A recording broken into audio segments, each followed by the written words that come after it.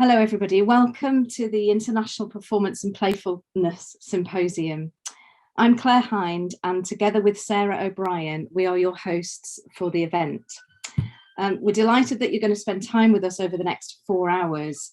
And before we begin on the playfulness theme, I thought I would go through some general housekeeping. The best way to experience the event tonight is to stay for the whole time allocated, if possible, because there's a creative writing event happening across the evening or afternoon, wherever you are in the world. And that's shared towards the end of the event, and it has your input. So we truly believe, because we've also got a fantastic gathering of international artists in the room tonight, and they're going to be speaking throughout the night, not just at the first half of the session, that we think that it's best to stay throughout if you can. But we understand, because it's a 4-hour session with only a couple of small breaks, that can be sometimes difficult if you're looking at the screen for a long time. So apologies in advance if it's such a packed schedule over 4 hours, but you can switch your cameras off and unmute yourselves, and please feel free to listen and dance, or listen and move around, listen and relax, walk around, jump on a space hopper if you like to, play games, but as long as you're listening and you're engaging, we don't mind what you do. And in all seriousness, it's really good to stretch your legs from time to time. But remember, it's a fantastic lineup tonight, and we don't want you to miss out. So do stick around. We might run 5 minutes over because we started 5 minutes late, just technical issues. Some rules. When artists are speaking, please do turn cameras and sound off, of your own camera and sound off. And you can come back into view when they've finished, because it'd be really nice to see you in the space, so we know that we're not just talking out to a webinar, that we are in the room with other people. The creative writing exercises that you'll be engaged with throughout the event, will be shared on Google Docs. And Jamie, who will be hosting that, will share that Google Docs link with you, or I can share that with you at the right time. The running order is brief. I've put it in the chat, and note that the breaks are at 5:30 and 7:20. And if you want to contact Sarah or I in the future with regards to the symposium, we've also put our email addresses in the chat. So playfulness. Playfulness in performance embodies a quality of presence. The quality, for example, might relate to the experience and attitude of playing the performance itself, what we might refer to as the how ideas are executed, or how things are approached. And I return to the quotation from the book. I'm going to get a copy of the book, Embodying the Dead, by Claire Hind and Gary Winters, where Brown and Vaughn assert that play is not an activity, but rather a state of mind. They also say that play is a purposeless activity that provides enjoyment and a suspension of self-consciousness and sense of time. But we sort of argue that perhaps a useful way to reassert this is play is both an activity and a state of mind. And it is, in fact, productive. It permits us to use our imagination so that we may transform identities, change perceptions, and offer alternative ways to think about the world. In this way, play is extremely purposeful. In this way, playfulness is an embodied state. It's a fully embodied state of mind, body, belief, spirit, presence, other. And of course, playful attitudes shift in tone according to the material that is being explored and performed. Therefore, in this event, we have a range of exciting and extraordinary artists working across a very, very different fields of practice to one another, but all bringing with them a sense of playfulness, a state of mind, an activity, a presence, and a transformative experience with an energy. We partnered with the Norwegian Theatre Academy on this symposium, we as in York St John and Norwegian Theatre Academy, because our relationship extends across a 9-year period, and we wanted to share ideas across practices from artists recommended by the two institutions, but also because we've had a fruitful research history together. I've golden memories of a 3-year collaboration with NTA that looks specifically at the role of the archive in relation to live art forms, in terms of both documentation strategies and how these performance forms harbour and transmit memory. Our project, Infinite Record, drew from 3 artistic residencies at NTA in Fredrikstad, Norway, and 4 international seminars, including one here at York St John University. And when I reflect back to this partnership in terms of live art forms, I'm immediately drawn back to the time when we were all debating liveness and how we could have captured that and how we responded or reflected on liveness. So I suppose today in this pandemic world, liveness has shifted into a different space. It's, you know, we're now live on Zoom. Anything could go wrong technically, but it's a different space nonetheless. We've been recording ourselves performing, finding alternative ways to be creative, or indeed finding ways to exist as artists, or indeed trying to be supported as artists in this current state that we find ourselves in. Where are our audiences? How do we connect with audiences? How do we get support? So we are in new territory, a liminal space between remembering the work we used to make freely. I'm not saying it was easy then, but we had an audience and we were live. And this current space, neither in or out, neither fully back to normal. Some countries in the midst of lockdown now, some slowly coming out. So where is the playfulness, and how can we channel this quality of being, an activity or a state of mind, or both? No matter what creative form we choose to work with, how do we move forward? What are we doing now with our practice? In the last UK lockdown on a cold winter's night, not sure on earth what was going to happen, actually personally feeling pretty deflated, I saw Wendy Houstoun's work round mine on social media, and there was a sense of joy watching her perform, play. Yet at the same time, the work's melancholy, bringing to the forefront the reality of such isolation experienced by many people, was deeply profound. When talking to all artists involved in this symposium over the last few weeks, a sense of joy and positivity we've all experienced in planning this means that we can now extend that level of playfulness to all who attend tonight. So therefore, Jamie Filbert will be running a workshop throughout the whole evening, snippets of writing workshops to share creative work back from all of us. We want to find ways of sharing our practice together with you, but also find a way for us all to play somehow tonight. As well as Jamie and Wendy, we have the Gary and Claire projects in the room, sharing their practice in the context of play and the uncanny, and NTA's Luanda, Carneiro Jacoel and Siara Illing-Ahmed from York St John University. They will be talking across their practices in conversation too. This is a symposium for artists, focusing on the gathering of artists that aims to share ideas and to inspire and illuminate what artists are doing in the pandemic, and to get us talking and looking to the future. We will have a 15-minute breakout room later in the evening for you to talk about your practice or practice that you're interested in. Sarah O'Brien and I, my co-host, recently got talking on play. This was through our collaboration of working with MA students who, until very recently, had been working in their bedrooms making work. And we realised, despite the many difficulties and restrictions, play still prevails and returns. So our aim after this symposium is to collaborate and lead on a research working group that explores play and playfulness in the context of liminality. So that's my link to hand you over now to the wonderful Sarah O'Brien. Over to you, Sarah. Thank you very much. That might give some focus to our discussions on play and playfulness this evening, and it might help situate some of the questions that Claire and I have posed. I'll just share my screen here. There we go. Right. So I hope you can all see that. When I was driving along, actually, I'll just make it a little bit bigger for you.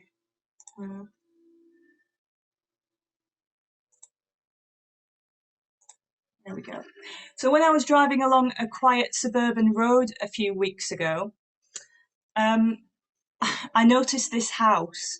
You can see the big Batman stained glass window, and I must admit that my first thought was quite disparaging, you know, smirking, oh, only in Redcar could this happen. But then I actually thought, well, why not? It really made me smile. It's in pop culture, it's a signal for help, to signal Batman to come.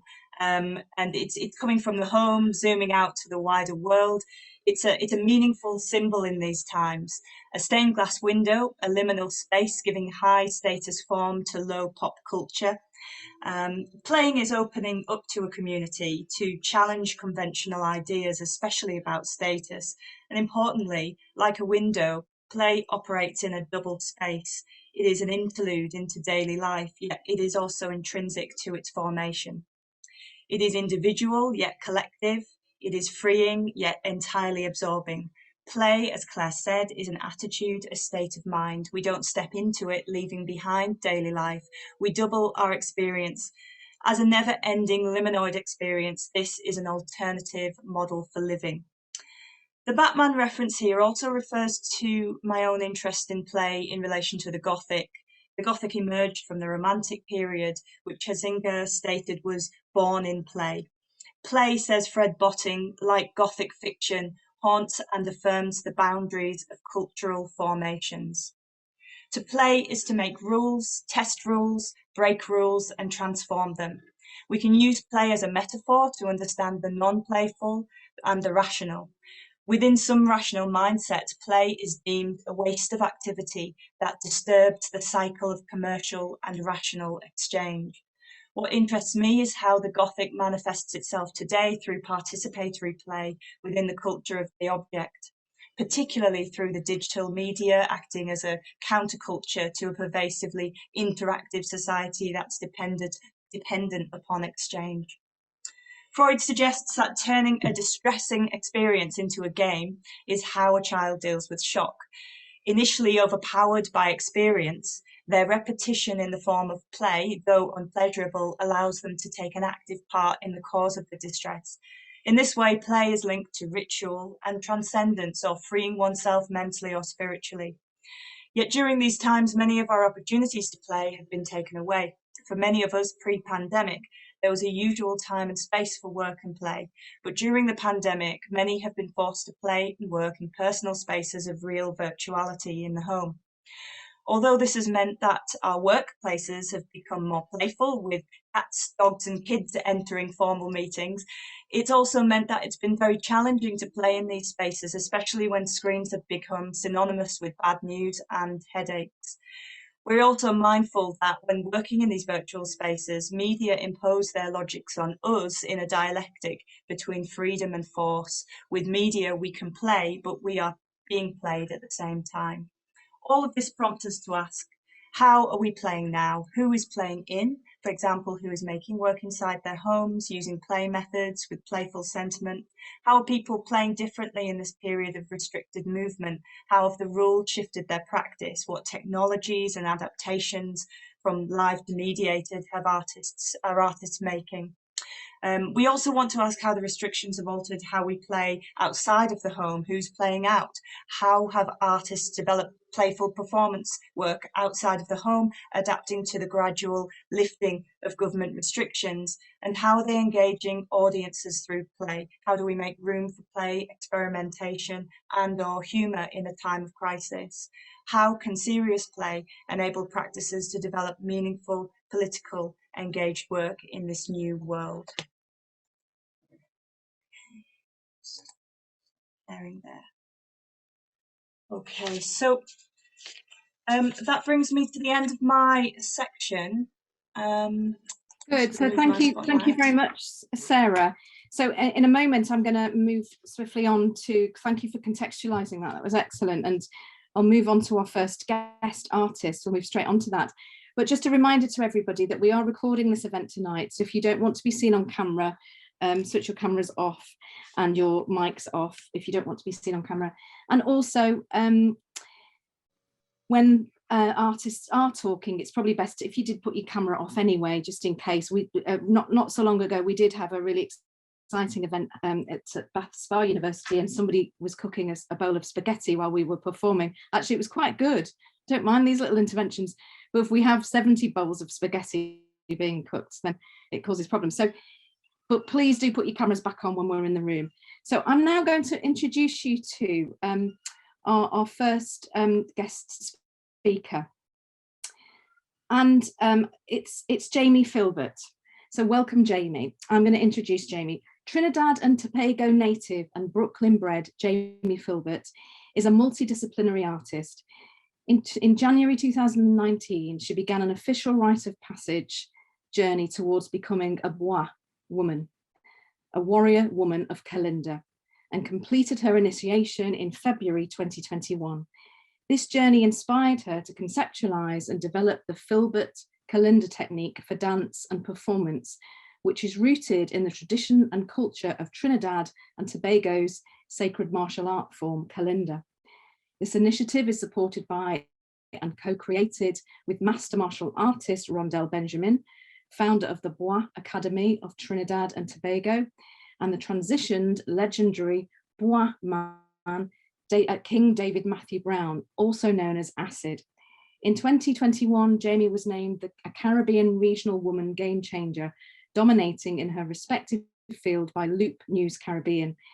As a martial arts artist, she trains under the mastery of Rondell Benjamin in combatives, Gracie Hui Jitsu, rope jab, whip fighting, stick, jiplin, and Piper Study Group.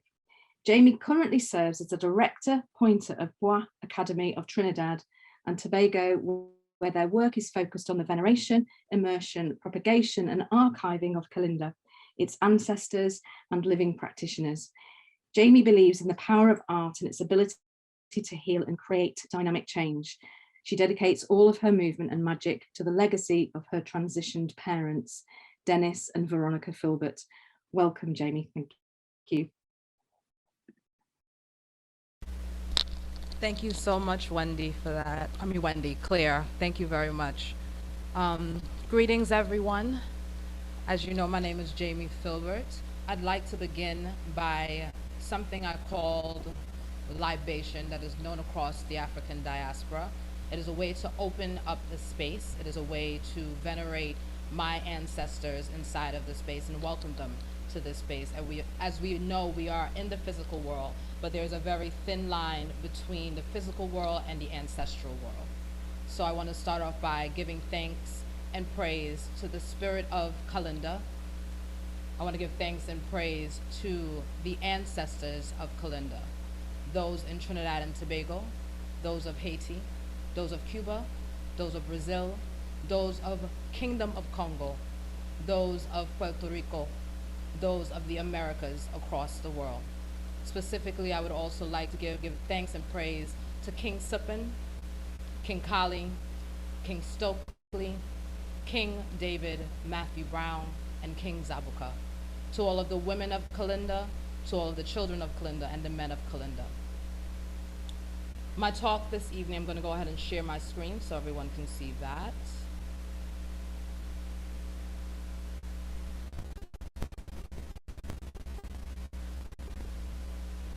We say Simba Simbi, which means we hold up those who hold us up.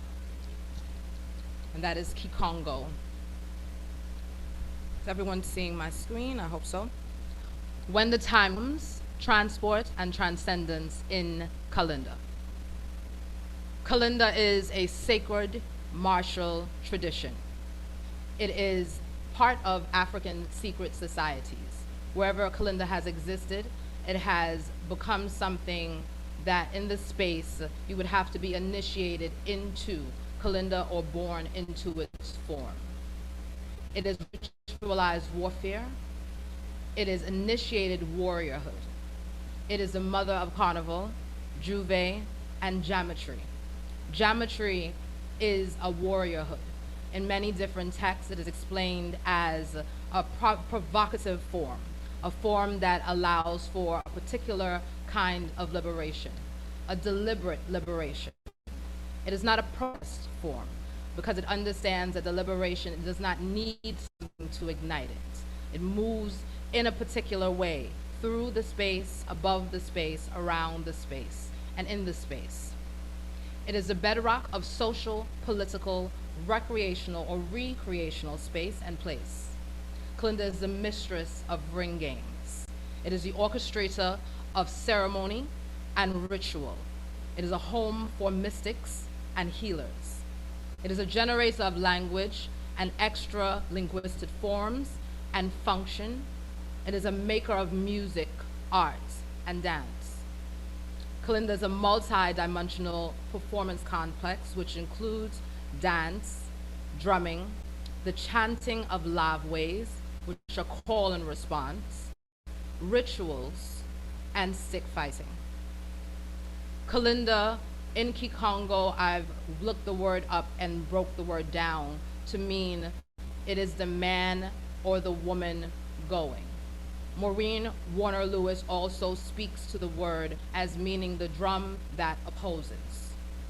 The man and the woman going speaks to an efficacy of divine feminine and divine masculine energy or power within the space, understanding that both are needed in order to move inside of the space of Kalinda.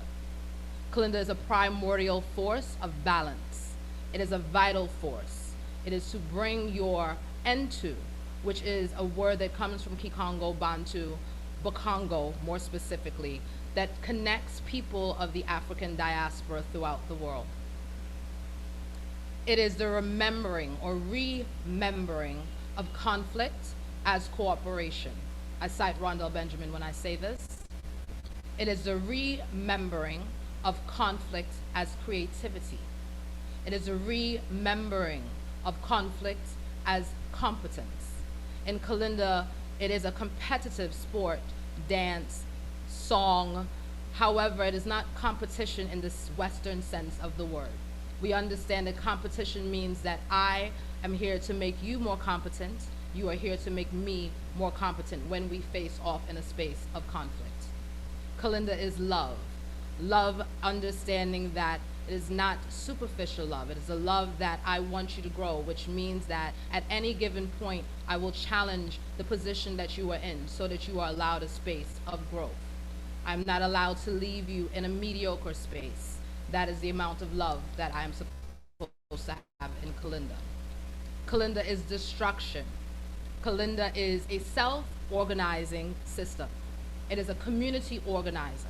It is based in community, understanding a multiverse of self, understanding yourself as your actual self, your ideal self, your ancestral self, your community self, your shadow self, your mirrored self, and your bois, which is the stick or the divining rod that we use when we play Kalinda as your extended self.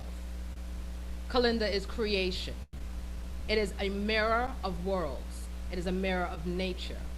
It is an Afrofuturistic technology that births many other forms and has birthed many other forms.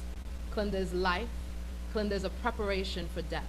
I understand that the way that I dress, the way that I treat others, all of those things go into my preparation for death. It does not mean that I want to die. It makes my living understand that I must walk a particular way. In Kalinda, we say marcher bon, which is Trinidad patois, which means walk good. Meaning that if I have some sort of grievance with you, I am to make sure to find a way to make that cooperate, to make that creative, to make that competent. Before 40 days before Carnival approaches in Trinidad and Tobago, Kalinda practitioners fast. We fast during this time with the understanding that death may meet us at some point, that we may cross over the Kalunga line, which in Bakongo thought is the sea or water or the dividing line that separates the physical world and the ancestral world. It is liminal space. Kalinda is mental, physical, spiritual, emotional agility. So, the space that we play Kalinda in is called the Gale. The Gale is a sacred space. The Gale is architecturally made of a circle, two circles, and a cross. It is a space of transformation, and it is metaphorically a mothership in the essence of Sun Ra. It is the space and place where the action of play begins. The action of play is not just what you do, but how you think, how you feel, and what comes out of spirit. This is a photo of a traditional Gale in Trinidad and Tobago. As you can see, there is an outer part of the Gale where the people actually make up the space of the Gale. So the Gale is not just the physical space, but the bodies that encompass that space. So we have the people that surround the actual ring that the fighters play within. Then there's a roped off area which symbolizes the second circle, and inside of it is the cross. The cross is actually what we play on in Kalinda, and it also delineates a space of liminality, a space of crossing. A mirror of this space is the Bakongo cosmogram, or the Bakongo cross. So when we look at the Bakongo cosmogram or the Bakongo cross, there are 4 demarcations. The bottom demarcation is considered to be Musuni. It then takes you around counterclockwise to the next space, which is Kala. The 3rd space is Tukula, and the 4th space is Luvemba, and you go back into Musuni. So it is a never-ending cycle. There are no endings and only beginnings. Musuni is the ancestral space, which is the bottom space that we're looking at. Kala is the space of birth, of beginning, of just beginning to breathe. The 3rd space, Tukula, is the space that is the height of your energy, the height of the sun. The 4th space is Luvemba, and that space is a space of death, but not dying, however, a space of passing on traditions, a space of understanding that there are things to be given onto the younger generation before you move back into your space of Musuni, which again is the ancestral realm. When we look at this, we see the circle, which represents life force, which represents energy, which represents the going of your life cycle and all things that we see inside of nature. The circle, the cross turns into the circle turns into a spiral. So it is constantly changing shape and changing form, and allows you to do the same thing as you move within your multiverse of self. Understanding that you are never your individual self, that you are always represented by nature, by your community, by your ancestors, by whomever is sitting across from you, or whatever is sitting across from you, and who you think you are, what others put inside of you, like to be 5 minutes from now. So the actual self is the act, who you do in the moment, who you're being in the moment. The ideal self is your ideas, your imaginations, your future, if you will. It is also a moment of becoming.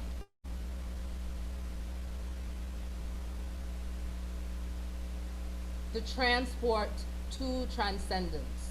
So we're in the space of Gale, which is our mothership, which is our space of play. And this space allows for many different elements to occur that allows transcendence to happen. One of those is dance. Dance is understood as an invocation, as a moment of not just moving the body, but moving the body in order to move the spirit. The drumming that happens is a call to worship.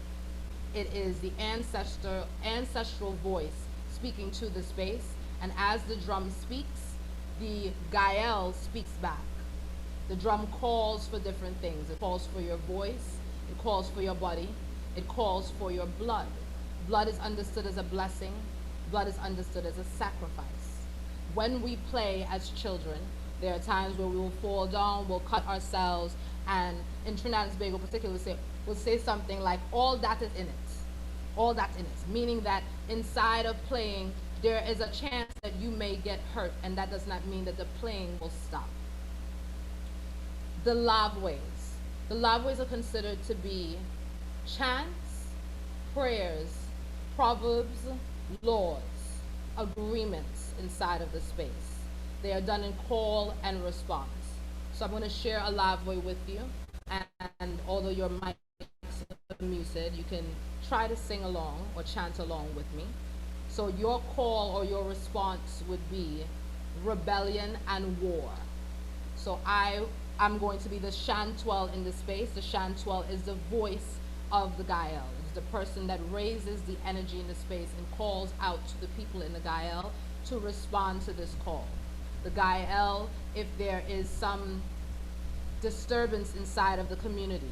The Chantuel allows for that voice to resonate throughout the community and calls the warriors into space to play. Mourn, children, mourn rebellion, rebellion and war. Mourn, children, mourn the sour, rebellion and war. We building a war in the Muru, rebellion and war. Mourn, children, mourn the sour, rebellion and war. So the LoveWays start to change in meaning and in form. So it could go from mourn, children, mourn rebellion, to mourn, children, mourn rebellion, to more children, more rebellion. The rituals that exist inside of Kalinda are various. Because Kalinda is still very secret in its form, I cannot share all of the rituals with you. But in order to open the space, as I did at the beginning of the talk, there is some sort of libation that is poured, and there are rituals done to bless the space, to invite the ancestors in, and to make sure that the Gale is set to play. Stick fighting, which is a combat form. In Kalinda, we hold the stick with two hands. This is a bois, and it is held with both hands. And with the bois, I breaks. The bois does not block any hits. What it does is breaks, is the word, B-R-E-A-K-S. In the breaksing of a stick, you are not blocking, but you are warding energy. You are intercepting energy. So in sense, this is a divining ward. It takes the energy and changes it. It takes the conflict and transforms it into what it needs it to be so that it may be more competent, so that it may make the players more competent.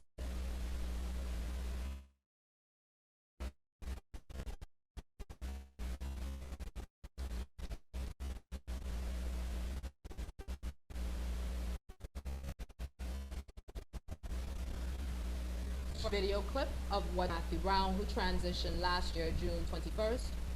He is, by all means, a scholar, warrior, bushman, mystic. The second video is what Kalinda drumming looks like inside of the Gale. The man with the mic is considered the Chantuel. This is also another image of King David Matthew Brown doing a ritual ceremony to open the space, and actually this was done for Tony Hall, who transitioned last year as well, and to raise his energy into the next realm.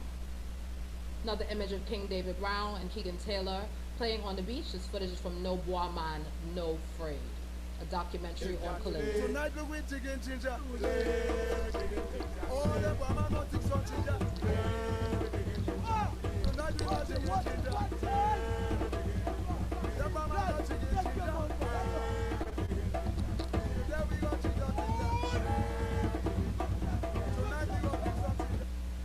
So digging ginger in Kalinda, the meaning of digging ginger. If you ever had to plant ginger before, it is rooted in the ground a particular way.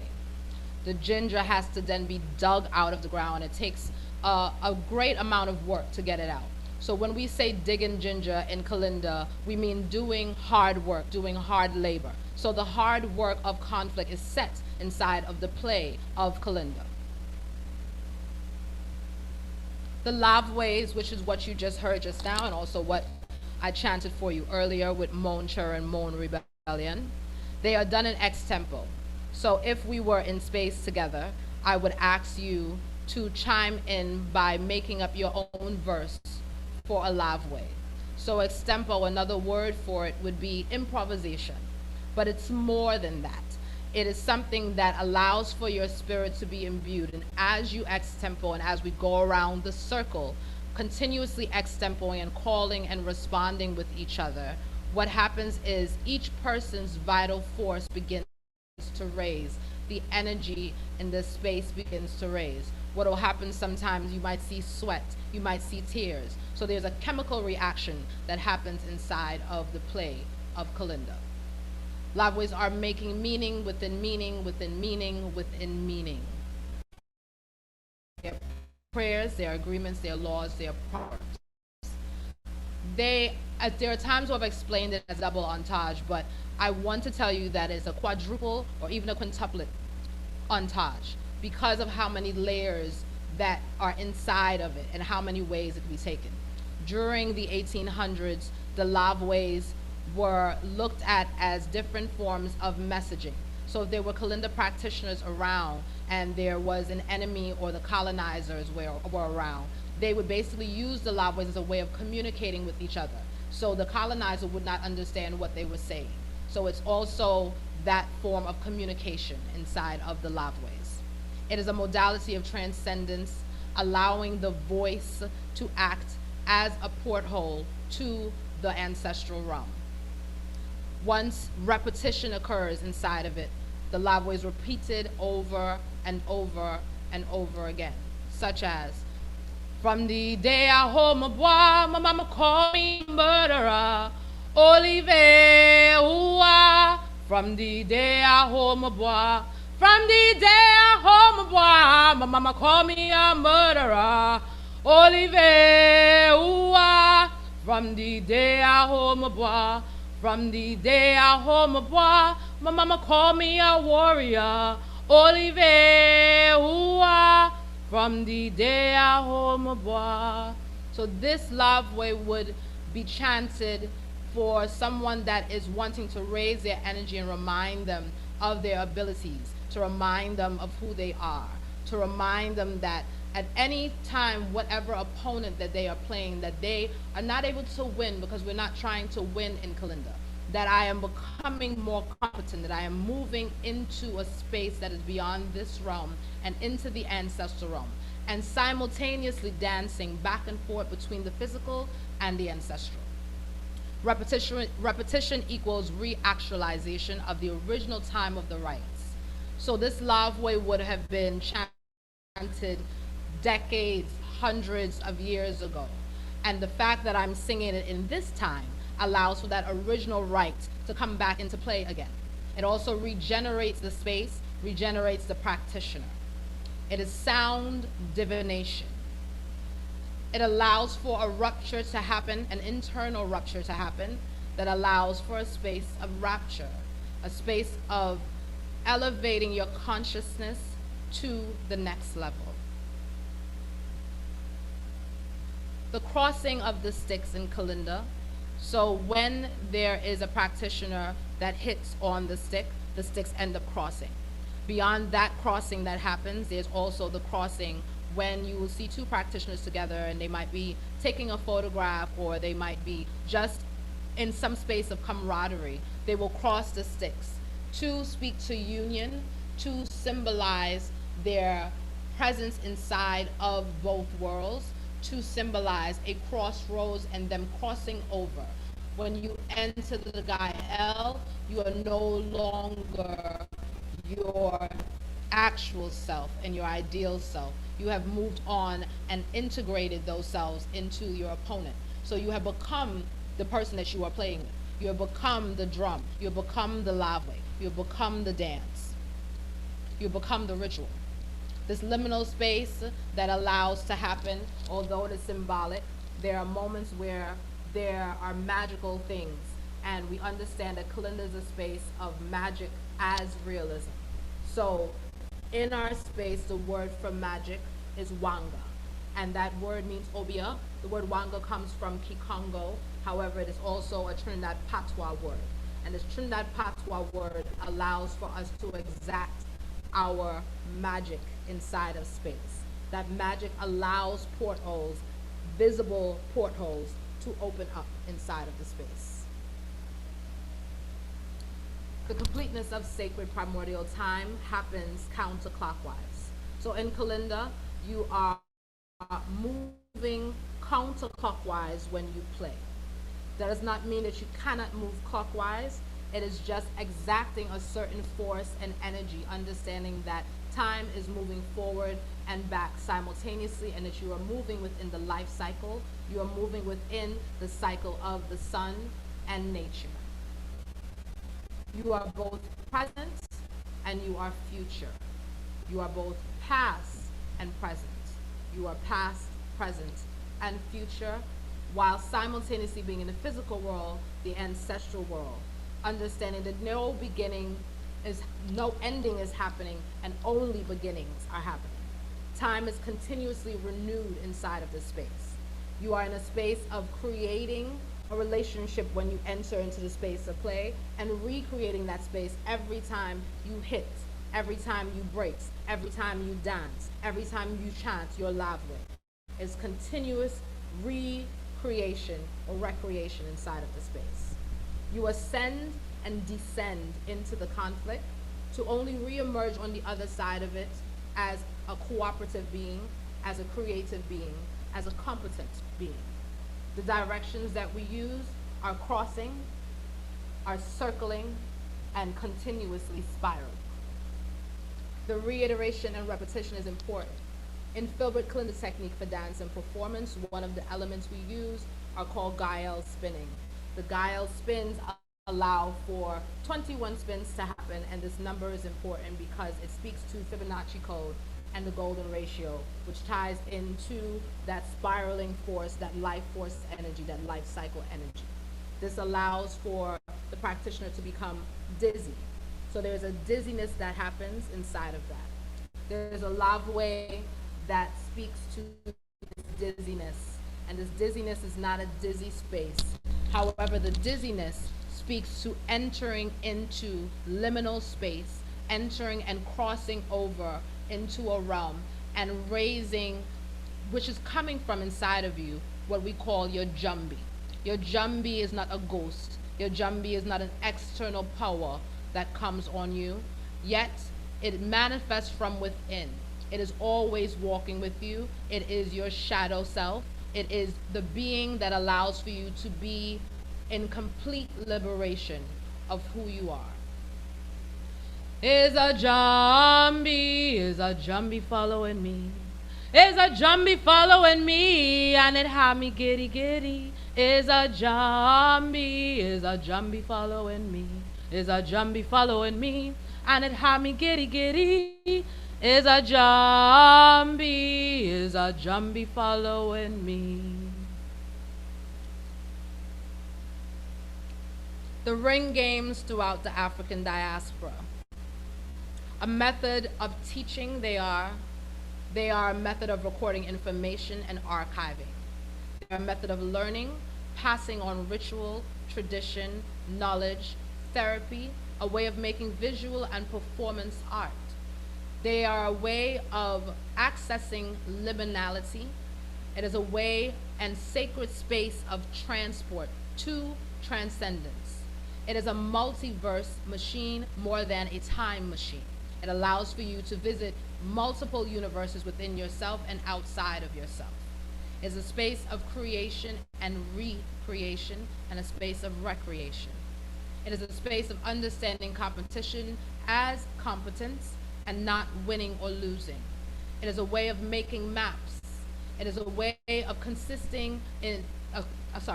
it consists of speech sounds, extempo, historical, social, political, spiritual devices, strategy, tactics, and call and response. The call and response is important in Kalinda because it links back to the community understanding its responsibility, its ability to respond. These elements sustain the ring. These elements keep the circle from being unbroken. Examples of ring games throughout the diaspora: Brown Girl in the Ring. If you've never heard it before, you can find it on YouTube. It's actually a calypso song and also done as a R&B song in the 70s. The Fire Dance, which was an earlier version of Brown Girl in the Ring. Brown Girl in the Ring turned out to be the person in the center dances. So they'd sing the song, there's a brown girl in the ring, tra-la-la-la-la.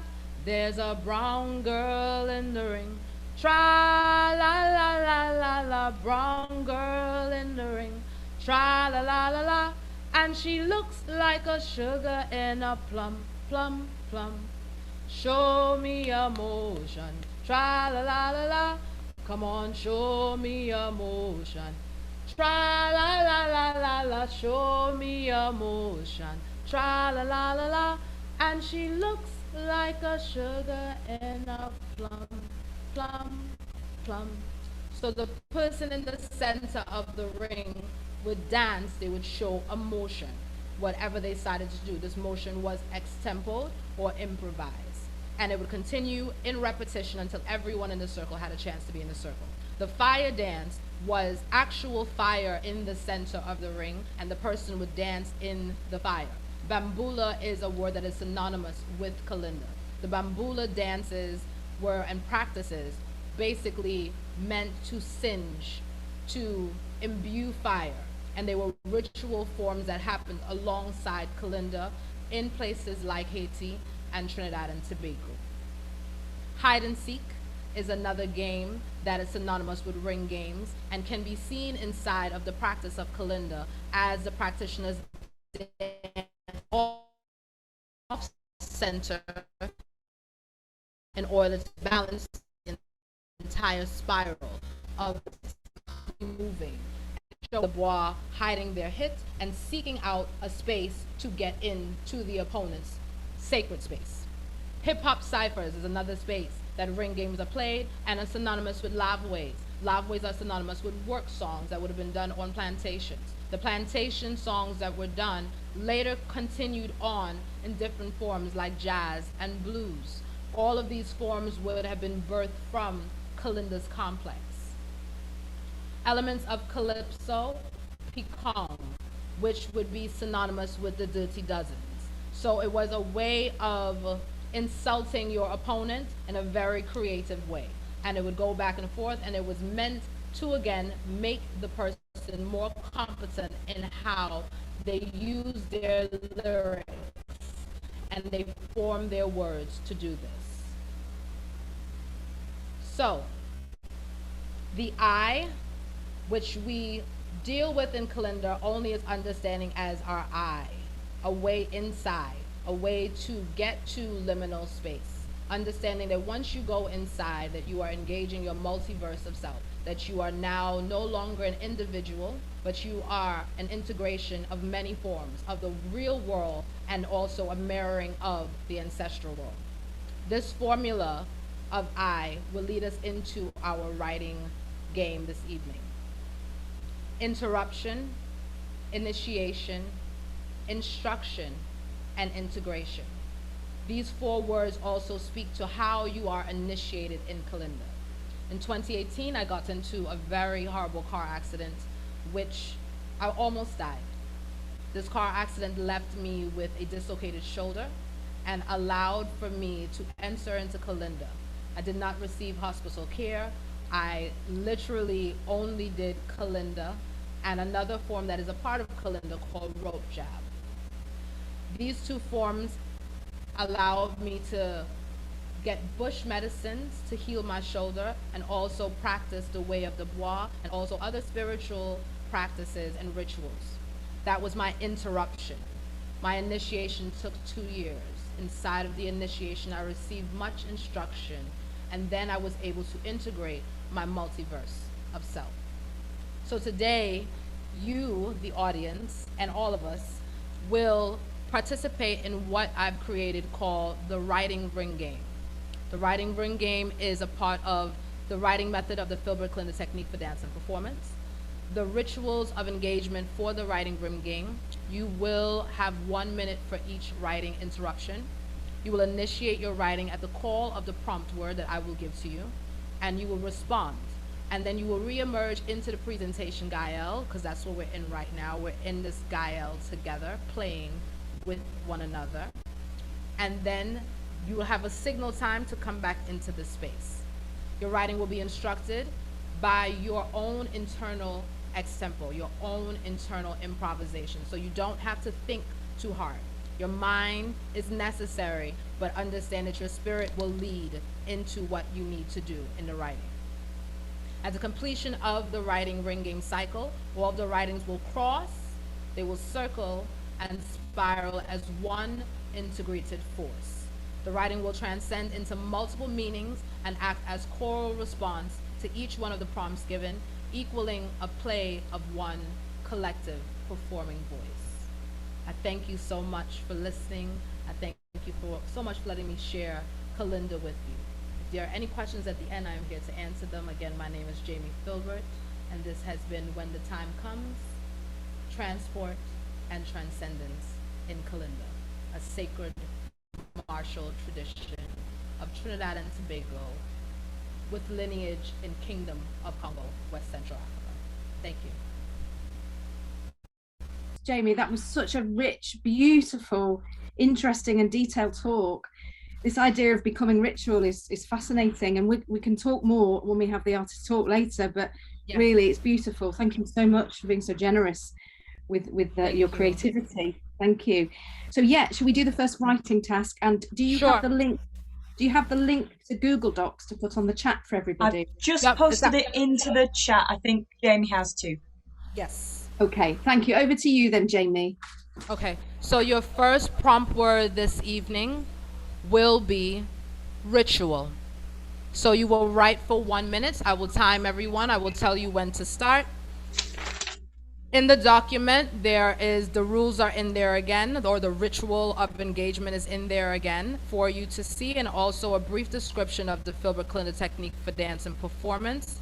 So you can just scroll down and you'll see prompt number 1 or prompt word 1, and that word will be ritual. And we will start and write for 1 minute. Thank you.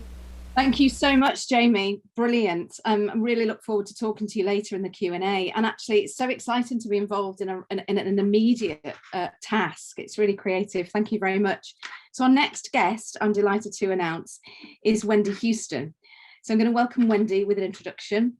Wendy Houstoun is an internationally renowned artist working within movement and theatre as a solo performer and in collaboration with companies and artists such as DV8 Physical Theatre, Tim Etchells and Forced Entertainment, filmmaker David Hinton, Jonathan Burrows, Nigel Charnock, performance artist Rose English, Gloria Theatre, Luminaire and Sun Theatre, and Ludus Dance Company. Wendy will be sharing and talking about her YouTube Round Mine mini video series made in lockdown. Made initially as a one-off on Xmas Day evening, they then continued over the next few months as an intermittent party and dialogue for one in absence of a social life. She will talk, but probably not always agree with herself, on the theme of lone social events, inner dialogues, indecision, and how stupidity can save lives. Thank you, Wendy. Thank you, Claire. Good afternoon, evening, everybody. Squares. Yes, well,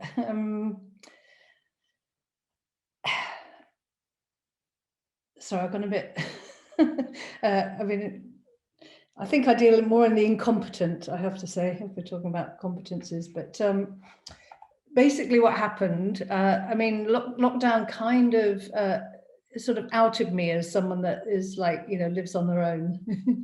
I thought I could get away with it, but, you know, lockdown sort of exposed quite a few things really. And on Christmas Day, actually, I'd spent a fair bit of lockdown just photographing landscapes. I've relocated to Hebden Bridge, in between Leeds and Manchester. So I was sort of daily doing these kind of, you know, just imprints of where I was walking, but kind of got ill over Christmas and had a family Zoom on Christmas Day. So I kind of got up out of bed and was drinking champagne with my niece and family. And it was my niece actually that I think I made a joke, and she said, "Oh, you should do it." You know, I said, "Oh yeah, you know, I can have a party here on my own. I can do musical statues and things like that." She said, "Oh, go and do it," and so encouraged me. So basically, I kind of thought, "Okay, I'll do it," and it was super quick. I just took, you know, kind of a minute, set it up, did it, and more problematically trying to transfer it to a format, but because I'm not really tech savvy. And I've just selected 5 just to share a little bit over. They kind of started, as Claire said, on the Christmas Day. They're still staggering on a little bit, but sort of started petering out, I'd say February. I probably did about 21 of them, around that anyway. And they were all done really with a sort of a kind of an idea, but no idea of how I might do it, which becomes more transparent as time goes on, really. So the early ones were very much around the sort of, you know, I'm going to have a Christmas party. Well, yeah, let's look at the first one anyway, which it's not entirely chronological, but the first one is statues, musical statues. So Sarah, next slide, please, as Mr. Whitty says. Oh, I don't know if it is that one.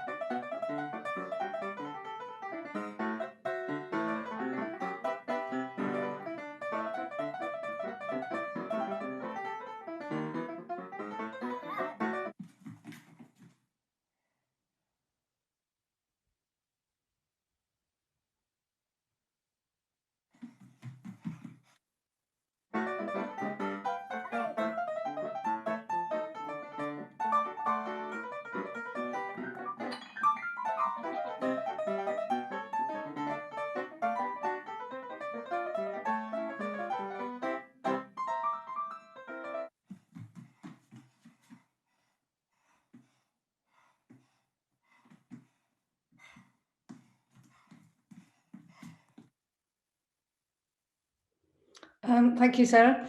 I think it's pretty clear that I've probably been watching some silent movies, although the sound actually, I was just doing it with kind of, you know, 70s music that I had, and then trying to get them onto YouTube turned into a bit of a problem because of the rights. So Bradley Kresick is who's the partner of my very dear friend Viv Wood up in Newcastle.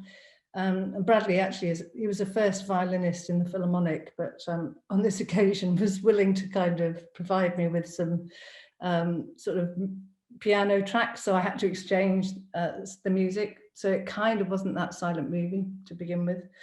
I think I went through, I think I started musical chair. It was my first one, singular, charade.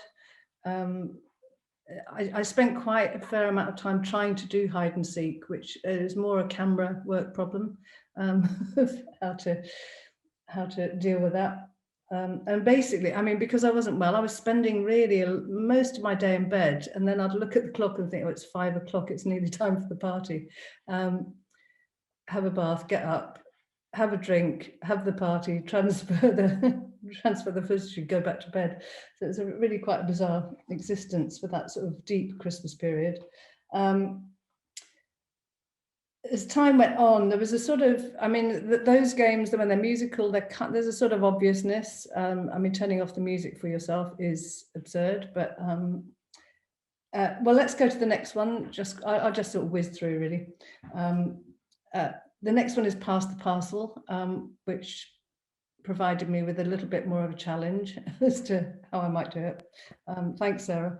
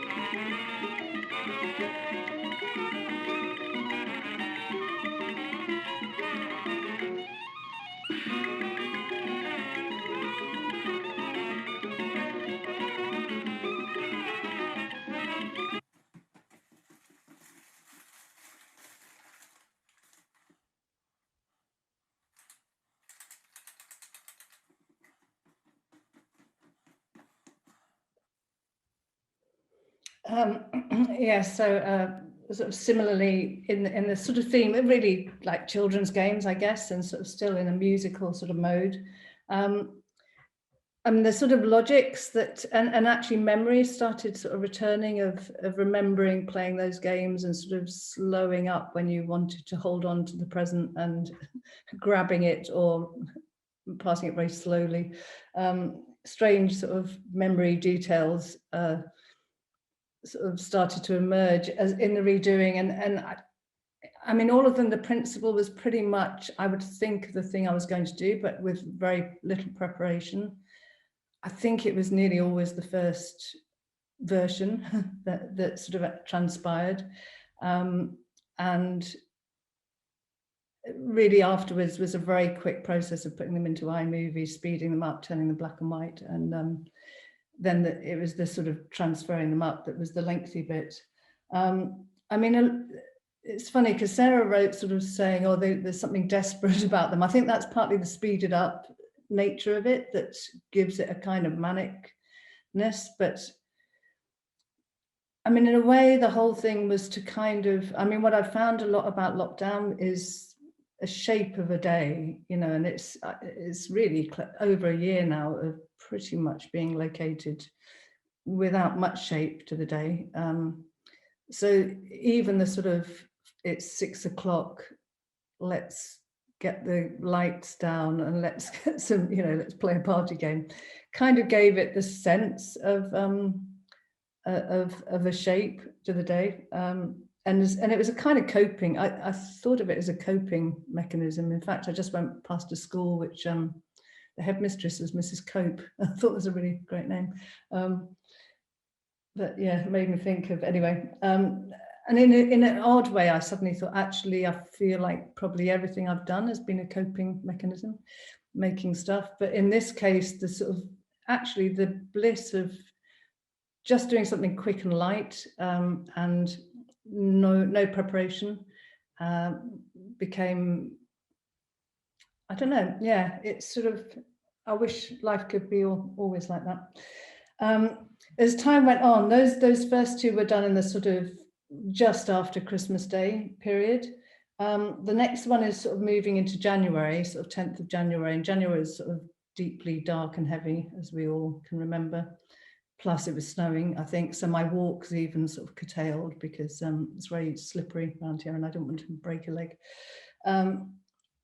By then Bradley had sent me some music, sort of quite a variation of him just on his piano playing.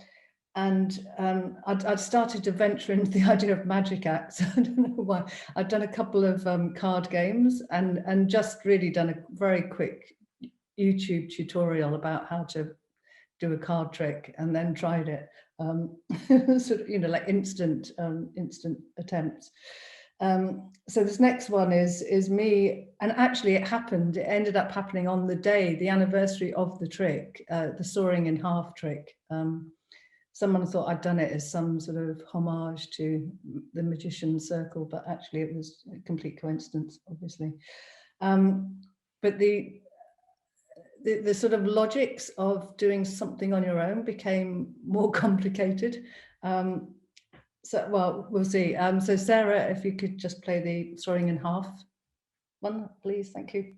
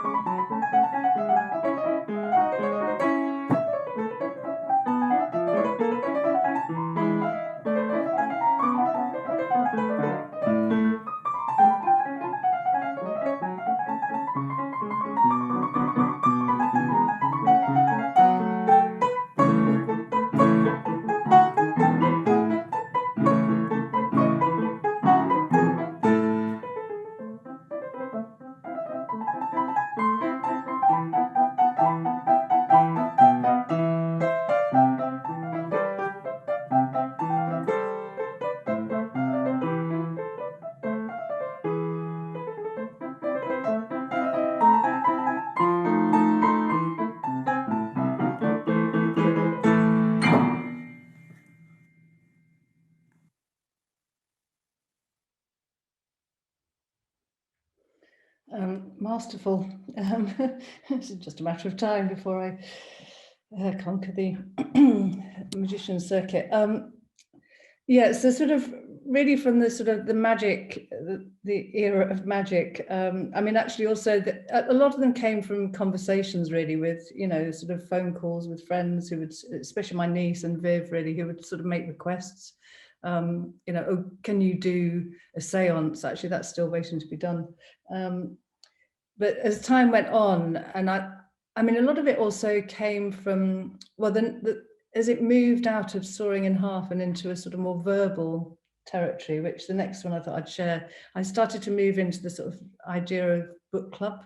I think the very first one I did, actually it was some philosophical book of how we laugh and cry at the same thing. And it was a sort of ridiculous misunderstanding on what that title even meant.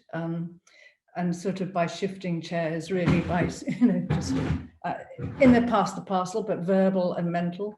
And the confusion as to who was talking to who began to be more sort of increased. That started when I played Grandmother's Footsteps and couldn't be certain whether I was the person that had frozen or was the sort of leader of the game, or equally I was trying to do mind reading, which got very complicated because I couldn't kind of remember whose mind it was that was meant to be read. And this one's sort of slightly similar, which is, I think it was book club number 5, so it advanced quite a lot over that point. I did try to hypnotize myself as well, which got very confusing. But yeah, so yeah, Sarah, if we could just do book club number, yeah, whatever it is, I think it's number 5, but the one I sent you. Well, welcome to book club today. And what book did you choose for us to read and talk about? Well, I chose How to Become a Ventriloquist. I thought it was a good book for us to do in this moment in time. Yes, that's very interesting. What did you think of it? What did you find out about it? Well, I mean, I thought, for instance, you know, I thought I could, it's something that I thought I could practice. You know, it was like I'm drinking a drink and talking at the same time. I don't think that's how it works. I mean, for instance, if you're the ventriloquist dummy and I am the ventriloquist, I'm the one that's talking while you're talking. For instance, why did you say that? What? That? Why did you just say that? I didn't say anything.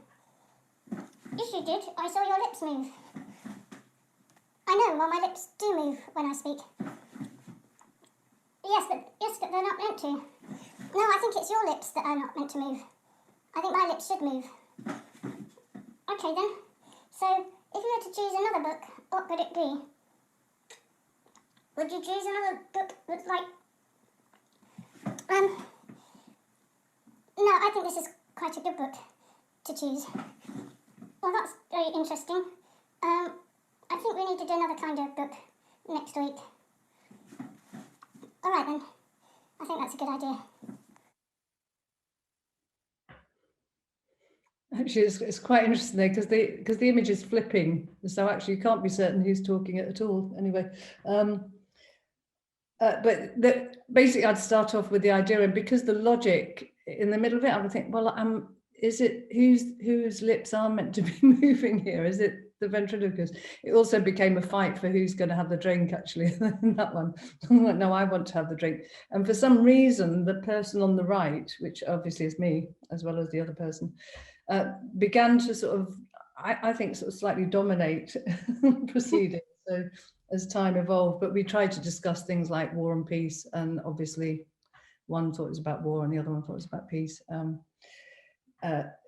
Just kind of really thin gags, to be honest. I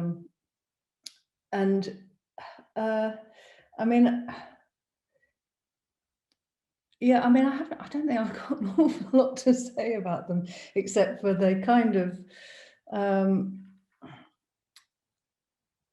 propelled me through that time, and they sort of also they felt a little bit like they were, because they were alive. They were going. I was putting them out bit similar time each night. So there's that sort of slight kind of, people might be or they want one, or someone's requested one. So there was a sort of,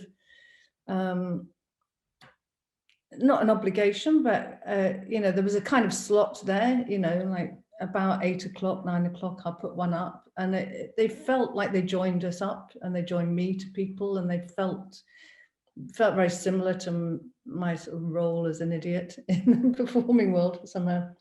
The last one I wanted to share was sort of probably a bit more political. I was making something last week, and I think it's sort of going to surface as a probably slightly longer text. And it was who am I? I've called it, it's that part again where you have something written on your forehead and you have to ask questions as to who you might be. And I think this one is the 28th actually. And shortly after this one, I did a very one I really liked, which was the sort of Brexit celebration for, not celebration, on New Year's Eve, to Rian, which I just popped loads of balloons. But the music is a sort of problematic sharing thing. So I'm going to find a way to try and get that to people. But there were 28 balloons, and just on, Rianda pop, sort of just getting rid of all the other countries and leaving us on our own, which is where we are.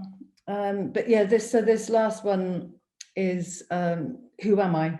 And I think it's probably a good closing number. So Sarah, next slide, please.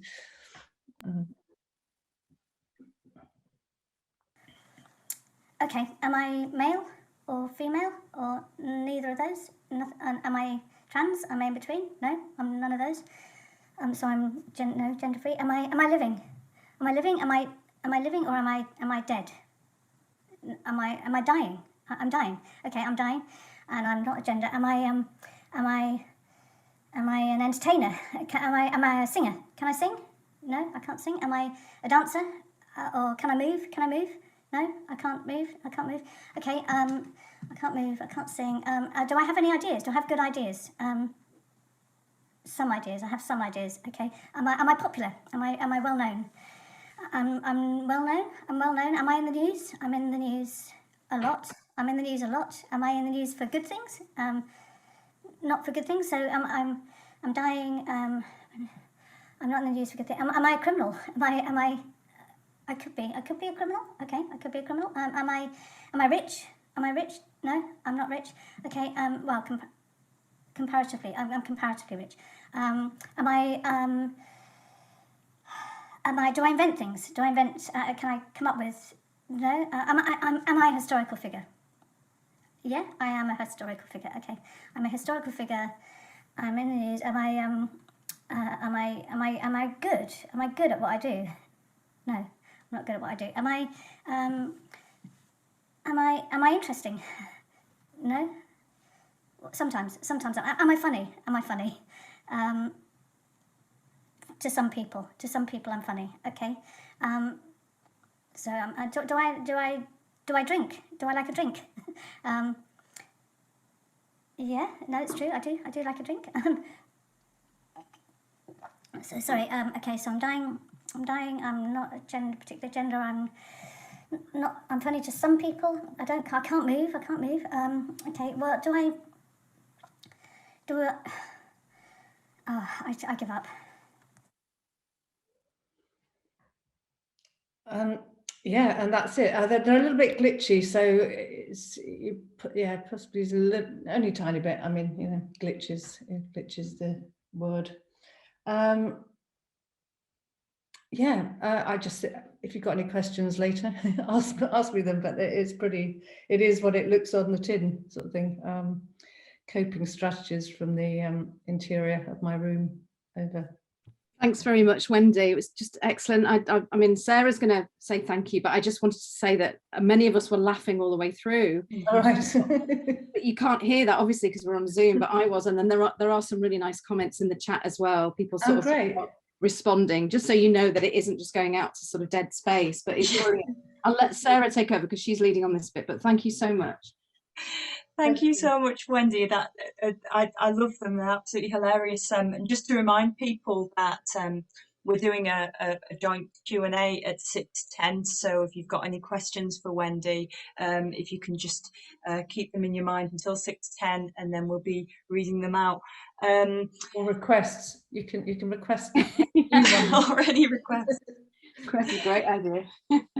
So, thank you very much, Wendy. I think we're going to move back to our 1 minute task with Jamie, and then after the minute task, we're going to take a bit of a screen break until 5:40. So we're going to do the 1 minute task, then we're going to have a bit of a break until 5:40. Okay. So I'd like to welcome everybody back. I hope everybody is back. It's really hard to know. But yes, it's 17:40, so we're going to start, and I would really like to introduce the next artists, Gary and Claire. Gary and Claire are Gary Winters and Claire Hind, collaborating since 2011. Interested in the relationship between writing, playing and performing. They have an internationally renowned intermedial performance practice and make live work for the gallery, the theatre, develop significant walking arts projects for festival, street audiences, make Super 8 film, neon light exhibitions and more. They have toured work regularly to the Freud Museum, London, the Defibrillator Gallery, Chicago, and have launched practice-led research seminars for NYU and collaborated with the Norwegian Theatre Academy across a 3-year period on the research relating to archive, memory and performance. Their book, Embodying the Dead, Writing, Playing, Performing, charts their practice as collaborators and discusses the work of many artists who embody the dead in their arts practice. Thank you.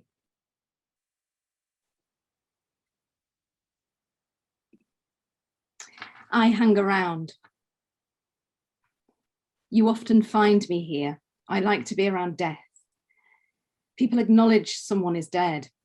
Do you know when someone is dead? Sometimes it's a very sad occasion. Sometimes it's a very happy occasion. Sometimes they appear happy.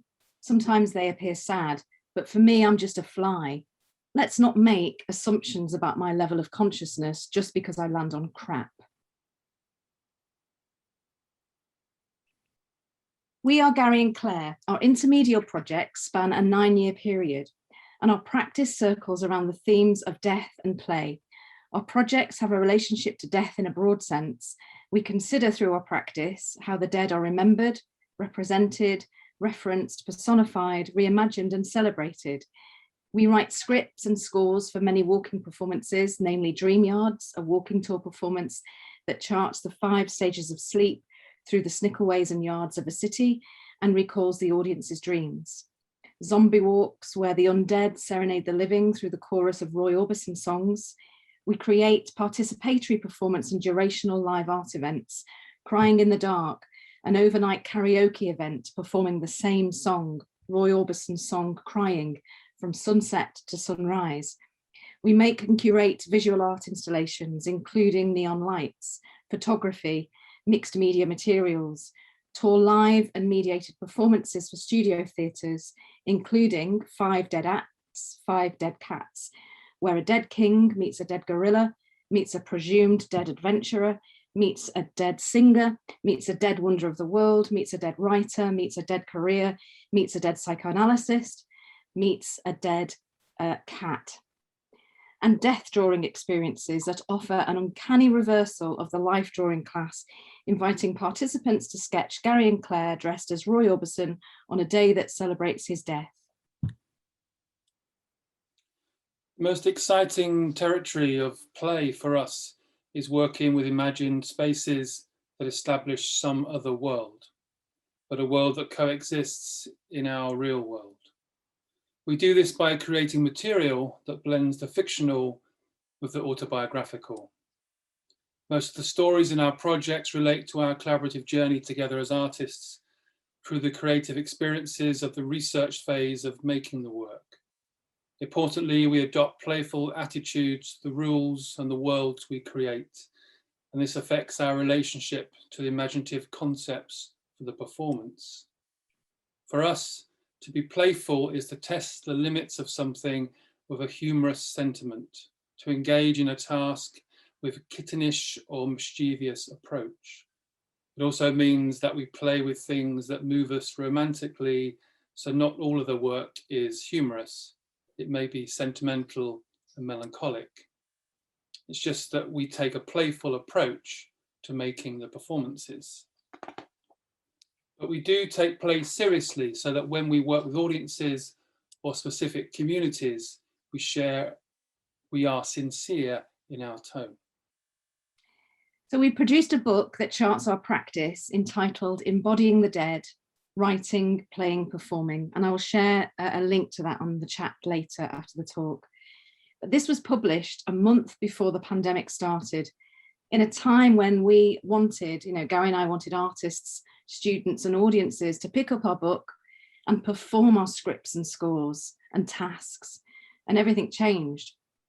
We soon realised that our participatory, audience-focused work had to stop. We had a residency planned in Detroit at the arts venue Lightbox and a road trip to Chicago to share new live work. And we were so used to working collaboratively, like all of us, of course, it was a shock. We wanted to find ways to continue to play. But the distance between us, because we don't live in the same areas, and the restriction of course, forced us to work in very different ways. We eased gently into new ways as a way to adapt. First off, we decided to put some of the previous work that we'd made in exhibitions online, as an online exhibition. And this work is called A Few Words in Neon. St. Mary's Church graveyard overlooks Whitby high on a hill at first light. The sound of the sea is more prominent. It is not competing with the town. Boats returning from a night at sea, it's wild. The neon sign this morning reads, "You remembered my name," positioned behind an irregular line of gravestones without names, one of which is broken in two. Pulling the starter cord on the generator to ignite the neon gas, the red words spring into life.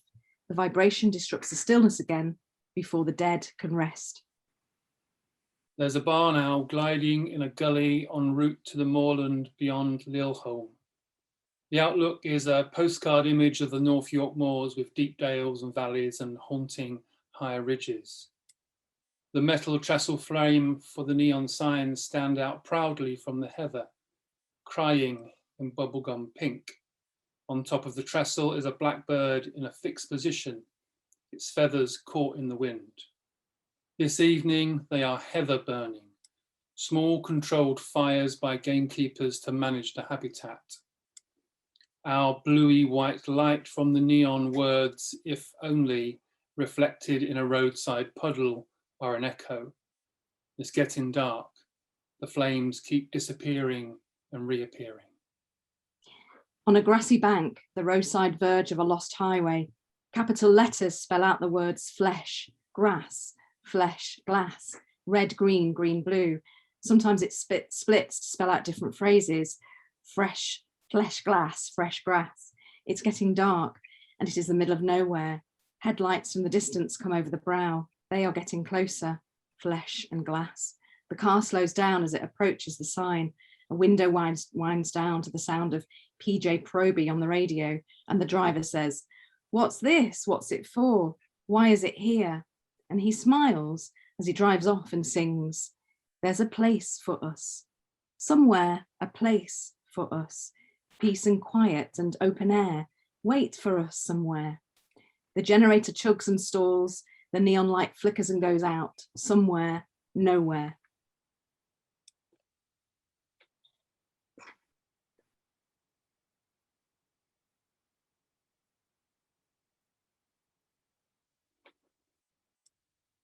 I am full with ideas.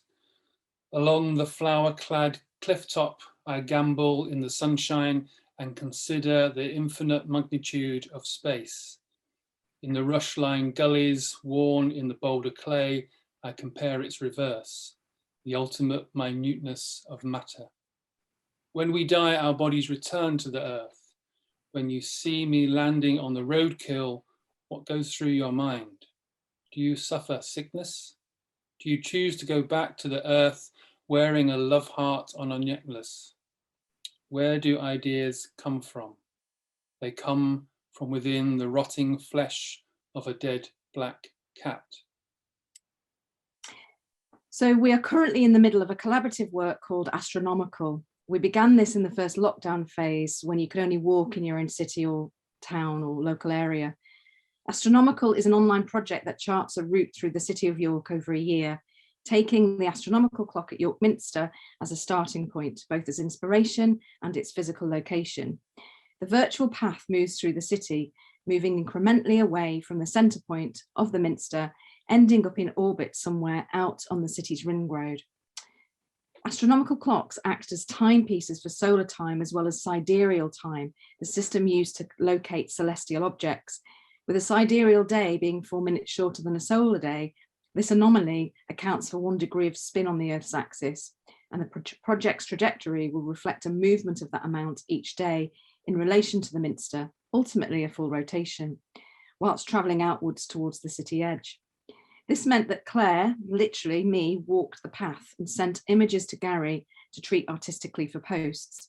Each image is presented as an artwork, an idea, a document of the places Claire walked, with some posts relating to celestial events.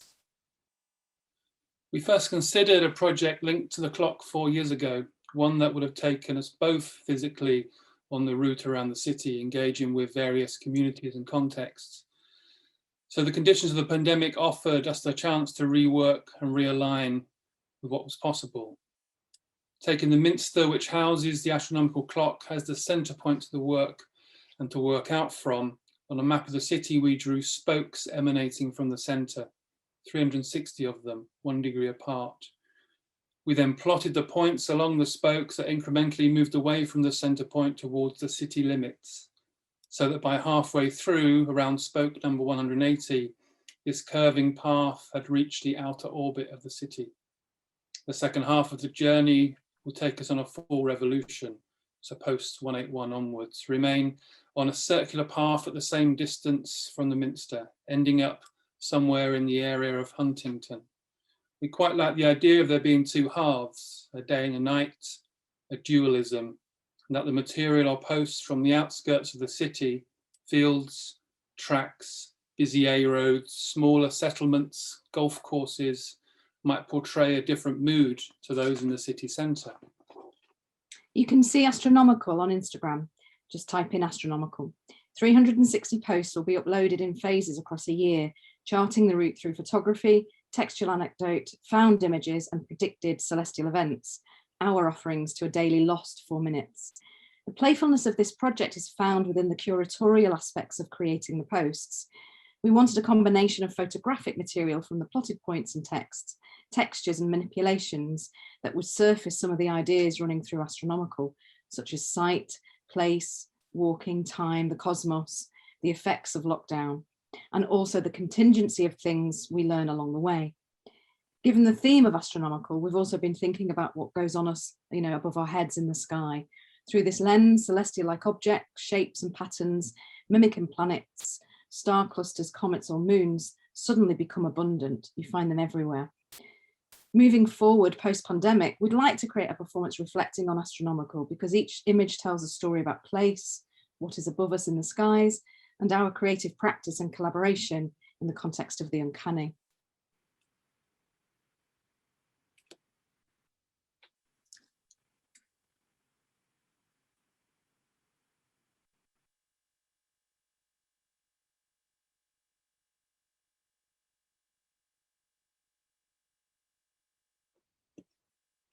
How can a tiny body have so many complex things happen within it? But from whose perspective is tiny? A fly is undoubtedly tiny. So are humans. So is the Earth. So is the Orion Nebula. So is the universe. Let's have a think about the dust on a fly's legs. Let's have a think about the sleep in a fly's eye, the crust on its scar. When we look up into the universe, are we looking into the past? Are we looking into the dust? Can they invent a telescope that allows us to see the death of a fly in the sky? This is all philosophy. This is a eulogy. For every piece of dust on Freud's couch, there is a star in the sky. We are currently working on a podcast project called 2224, meeting regularly online to write creative material for a series of, initially, 5 dramatic vignettes. The overall theme of this project circles around walking stories of the uncanny. Each episode relates to a specific walk, for example, a slow walk, a direct route, a barefooted walk, a tracking experience, and a meandering neighbourhood walk. The process of writing the material for each episode grew out of 3 distinct areas of practice. 1, finding a new form to work with, the dramatic vignette for podcast. We script and record our own voices for the broadcast. Each episode's length is exactly timed at 22 minutes, 24 seconds, and there is a significance for some in that number. Engaging with international correspondence, each episode relates specifically to a place. Chicago, Alice Springs in Northern Australia, Xiamen, Beaverburg, and Gillygate, a street in York. With the exception of York, we met and gave instructions for the correspondents to walk in their local area. They reported back on that walk, letting us in on some detail about the place that we've included in the episode. Some correspondents sent back photographs of the place they'd walked, discarded objects, abandoned buildings, which enabled us to narrate specific environments, or sound files, field recordings. And 3, writing creative material directly from our memory of performing together. We fold images and anecdotes from our pre-pandemic performances into the vignettes as part of the fiction and playfully recontextualize our archive so that versions of our practice take place in China, Australia, Northern Norway, etc. Almost as a premonition of creative works in those locations. We will now read to you some of the script. This is an extract from the episode in China.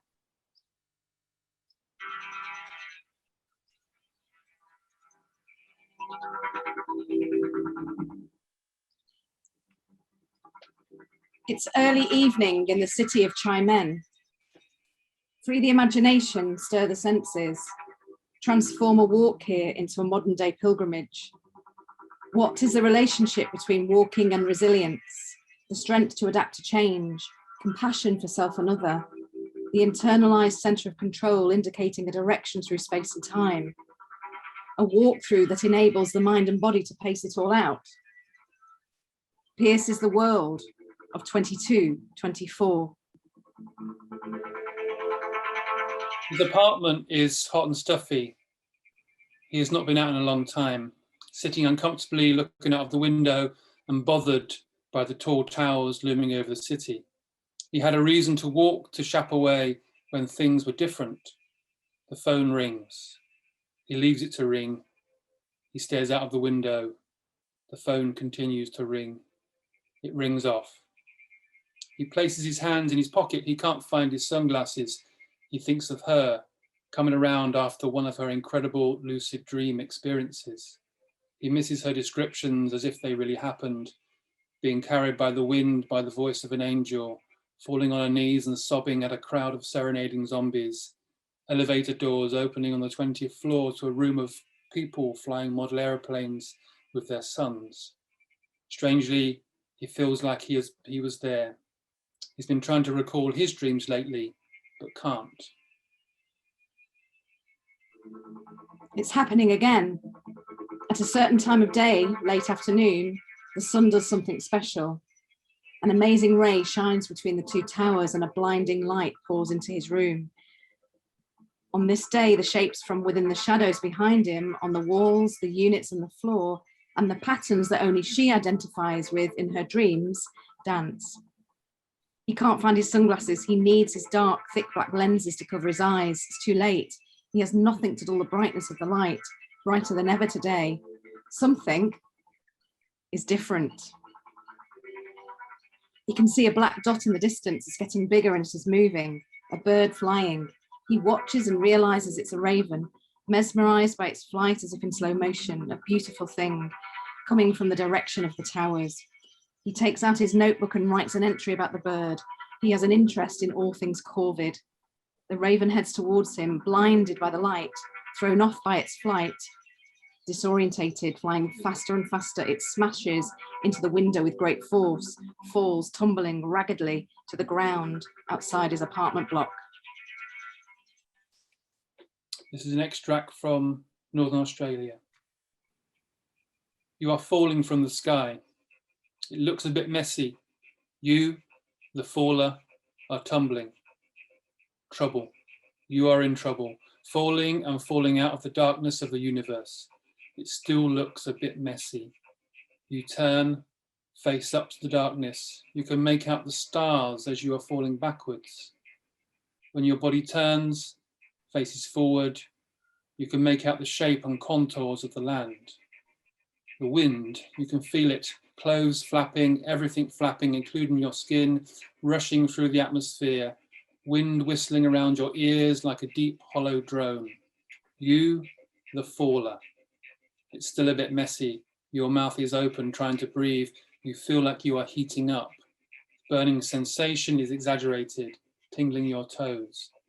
It's less messy now. You manage to get stability. The land is getting closer. The stars are nowhere to be seen. You feel like you are floating. Drifting into the land, your foot meets the red sand, and you smooth your hair with your palm. Good.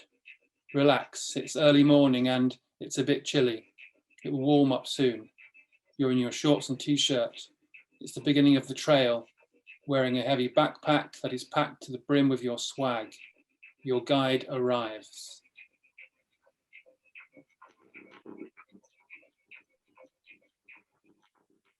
Morning. The Larapinta Trail, 223 kilometers. Today we're heading towards Simpson's Gap. On other days we'll be high on the peaks of the Heavy Tree. Another day close to the Fink River, the oldest river system in the world. It is a very ancient river. The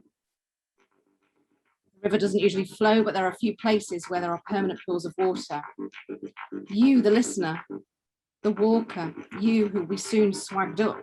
Are you ready to walk and dream?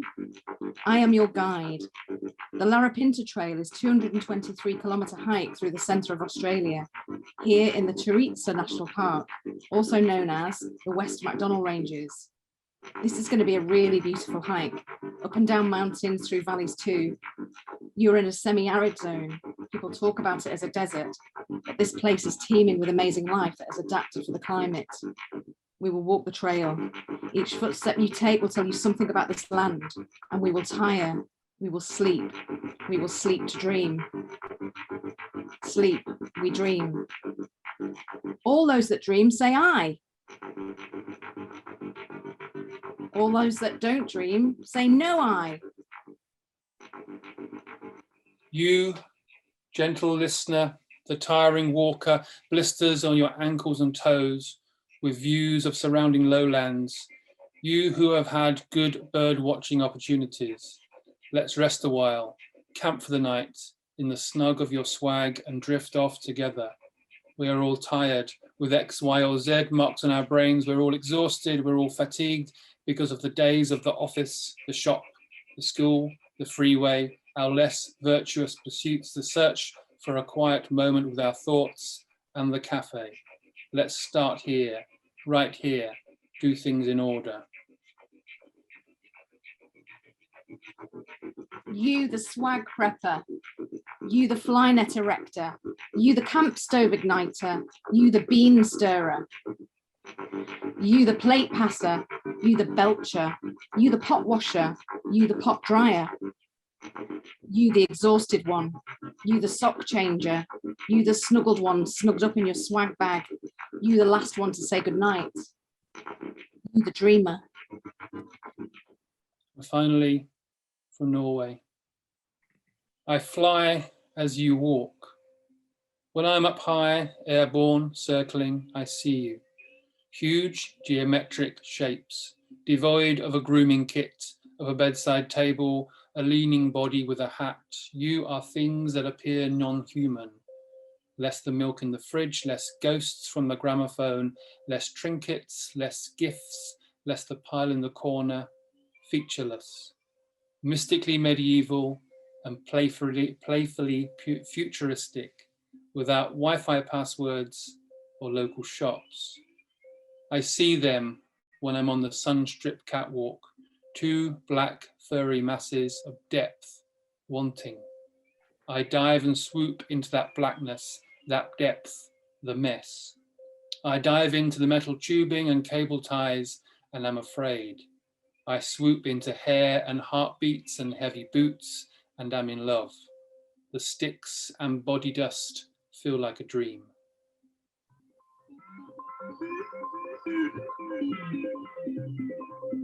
I fly as you walk. When I am up high, rising above, I see you, slowly and curiously gliding to ignite the imaginations of the pub, not sinister but enigmatic, joints stacked neatly with a spirited movement. Sometimes you stop still, rest and loiter, communicating with sounds like a whale or distorted voices and phrases. Cinnamons, icicles, clutter, recycling, abstract sounds to teach guides through other spaces, negotiating terrain, passing trade, interpreting your presence. When I am flying airborne, I go beyond with you, playing with different heights. We all drift off into the distance as wayfarers on a mysterious voyage.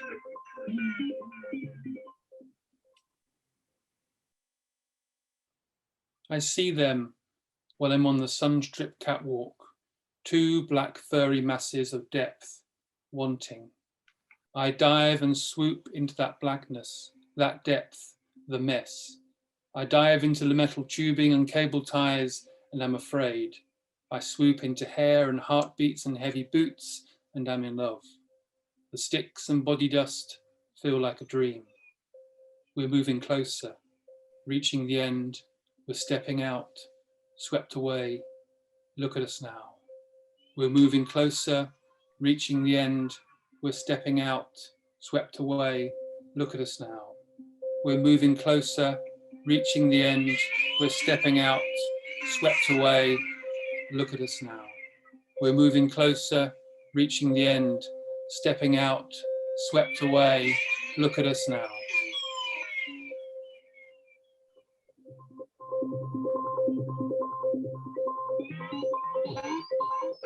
This is as far north as we can get in the Vesterålen. We look far out to sea, close it seems to all the world's oceans. 300 kilometers within the Arctic Circle and a fingertip touch away from the cosmos, touching me, touching you. We all drift off now into the distance as wayfarers on a mysterious voyage, the sound of the whale echoing between us. Call and response is our way of being, moving slowly along the jetty, close to the water, sea spray coming at us thick and fast. We find ourselves towards the edge, slow walking. The soles of our feet echo the soles of our being. Across materiality, we become so still, we fix as an oil painting. Here, the water and the mountains are a backdrop. A meteorite carves a dusty sprinkle in the sky. Foreground, two black geometric shapes as a mid-blue evening twilight reflects on the snow. The black heaps captured with their eagle in tow, finding the beauty they'd always missed, transcendence. From the calmness of the oars on canvas, we pan out to reveal the composition hanging in another space and time as we leave behind the world of 22-24.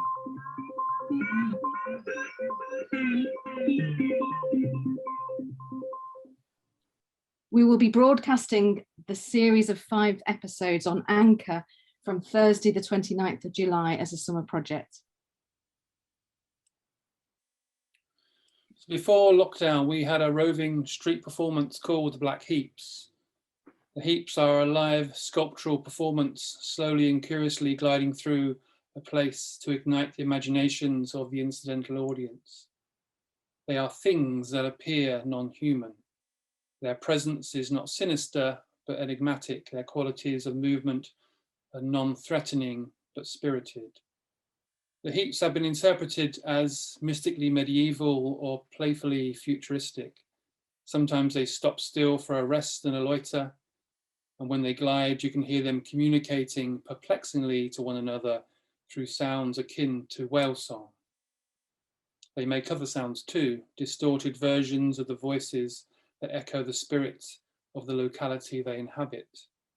Wherever they appear, they situate themselves for a while before drifting off into the distance as wayfarers on a mysterious voyage. These wayfarers became the focus of the Norwegian episode, part of which we have heard, of 22-24. We aligned them to the slow walk and brought them into the fiction of leaving one world behind to move uncannily into another. We're moving closer, reaching the end. We're stepping out, swept away. Look at us now. We now imagine, with restrictions lifted, the heaps would be an interesting project to take back into the streets for audiences, a re-entry into the world of live performance. Perhaps the heaps will offer a new reading in the context of a post-pandemic world, playful and yet reflective on the things that have changed.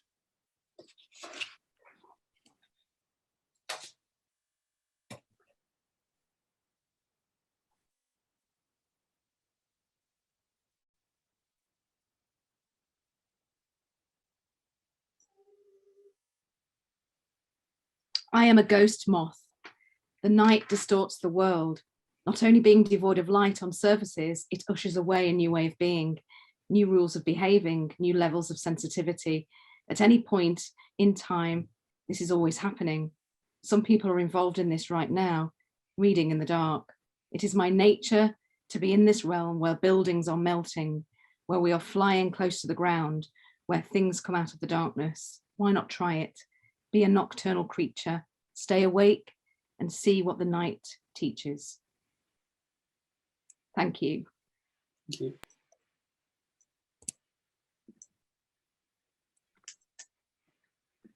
Thank you so much, Gary and Claire. That was amazing. Thank you very much. We have Q&A at 6:10. So if you've got any questions or comments or thoughts for Claire and Gary, please, well, actually I say 6:10, but we're running 2 minutes over. We've still got the 1 minute writing task with Jamie now. So after the 1 minute writing task, we'll be doing a Q&A. So hold those thoughts. And if you have any questions for any of our artists so far tonight, then as soon as we've done this writing task, we will open the chat for that. Okay, I invite Jamie back. Welcome back, Jamie. Hi. That was amazing, Gary and Claire. I'm looking forward to talking more about that later. So the words, so we did one word, we did 2 words, and now we'll do 3 words. So it is dead, walking, cycles. Okay, thank you very much, Jamie. Okay, so I'd like to invite questions from our audience. If you could put your question in the chat, I'm going to start us off. But if you could just be filling that chat up with some questions, that would be great, and I will get to them.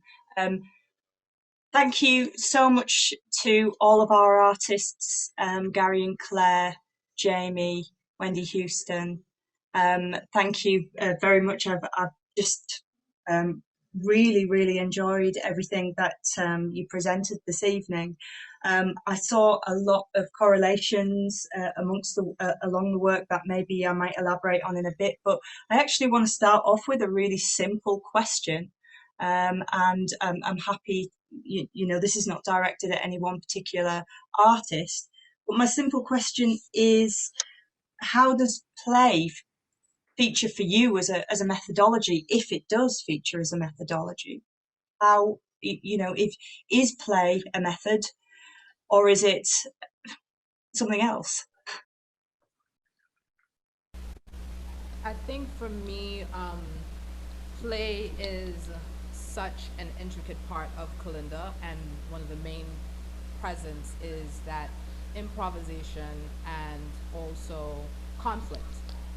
So it's always trying to find this combat inside of the work, and how do I make that combat work together? How do I continuously layer the ideas that I'm working with inside of the writing technique, or the dance part of it, or the drumming, or the singing?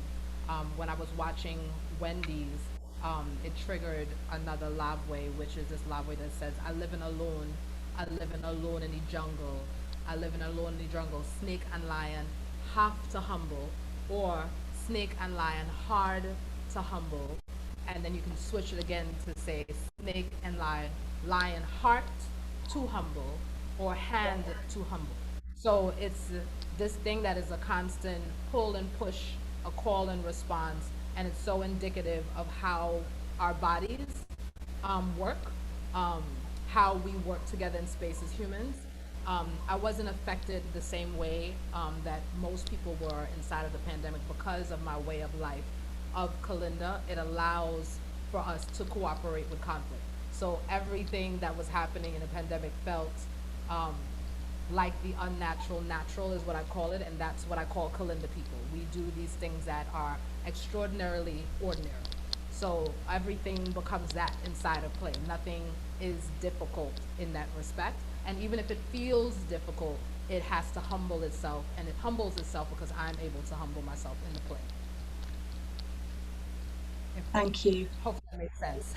Yes, no, it really did, especially this call and response, give and take, which is part of that community, and you know, this idea of resilience as well that you allude to. Would anybody else like to talk about play and methodology in terms of their work and what that means to them?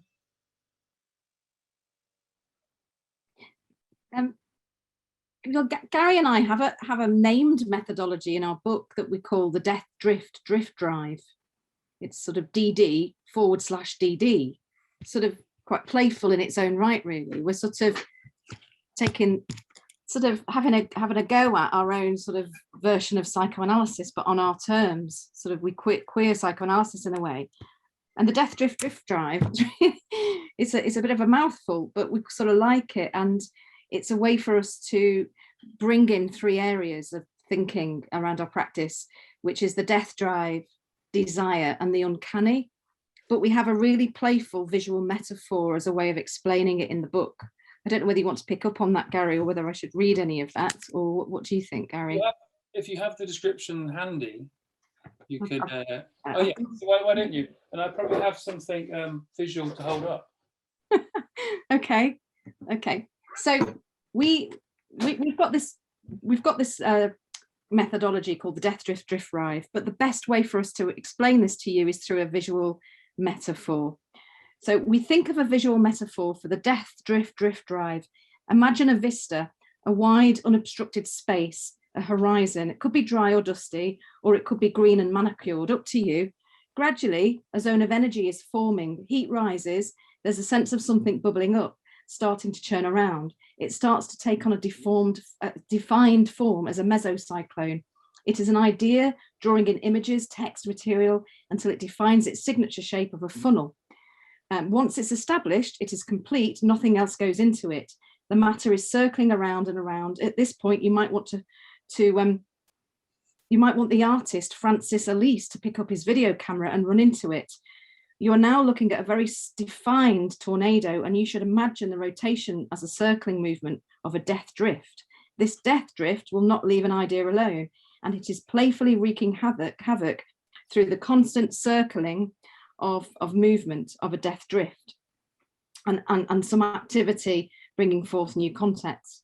Now close your eyes, now open your eyes, and you will see an uncanny likeness to the first tornado, only this one is a little finer with more delicate qualities. Close your eyes and reopen, and there is a spindly one with scraggy qualities. Repeat with the eyes and see a minikin one with cheeky qualities, and that is flipped over in the sky. All these twisters are doppelganger versions of their original. I mean, it goes on, and it's quite playful description of how we think about our methodology, putting it through the sort of tornado metaphor, and you can read that in the book. Thank you. We have got some questions from our lovely audience, but I was just wondering if before we move on, did anybody, Wendy, did you have a response to playfulness as a methodology in terms of your work, especially when you engage in the games that you do, and whether there was a reason that you were drawn to them in particular. I mean, I can kind of relate to what Jamie's talking about, which, I mean, it's a sort of, there's a kind of something about paradox and transforming things and sort of keeping on the hoof, really, you know, just to me about keeping on the move, keeping on your toes a bit. And, you know, even if you think it's nearly got settled, then it hasn't. So, you know, playful always sounds a little bit like, oh, let's have fun, you know, sort of, you know, it's got a cutesy kind of sound to it, but I don't see it as that, actually. I see it as a bit more kind of, well, at times, you know, sort of serious, whatever, you know, whatever it might be that day, you know, it's sort of pretty changeable, but it's sort of, there's always, for me, there's a sort of bit of panic in there as well. You know, there's a little bit of, there's something more central to the whatever is being manifest. There's something sort of a bit, I don't know. But I you know, the games where I wouldn't say they're 100 miles away from any other thing I do, even if it doesn't look like a game. It's, you know, it's the same dynamics at play, I think. So, yeah. It's interesting that you say about playing there as you know, we think of it as fun, but actually, you know, there's always that element of serious. I was just taken by what Jamie said about inside of playing there is a chance you get hurt. You know, there's that real danger in play outside the norm, the risk that we take in playing. I was gonna say in Kalinda, the risk is death. So it's serious risk that if when I step into the Gale to play, I could die, right? And I'm walking in there knowing that, which is why my entire life cycle is contingent on me preparing for that. So I'm playing the entire time. I want to live in a liberated space. I want to find as much joy. I want to encompass that in my dancing, my singing, my playing of the drums, inside of my ritual. But like Wendy said, it's quite serious. It's serious play. And while I can find joy inside of the seriousness, that's so indicative of Trinidadian culture, the things that we choose to laugh at, that someone else may not find very funny. But there is a certain, it's beyond joy. It is this deliberate liberation that happens inside of understanding, no matter how serious a thing is, there's actually something underneath. There's that quadruple entendre that's happening with it. Yes, I might be dying, but at the same time, it's quite funny that I'm gonna die anyway. We all have to die, right? But if I die in this moment in time, what does that mean, right? To someone else, it could be very saddening, right? And inside of the LoveWays, there are LoveWays for lamenting. There are LoveWays to what we call Lego, which is to enliven the spirit in a particular way. There are LoveWays to enter into space. They're marching, they're walking. So all these different elements of how to play.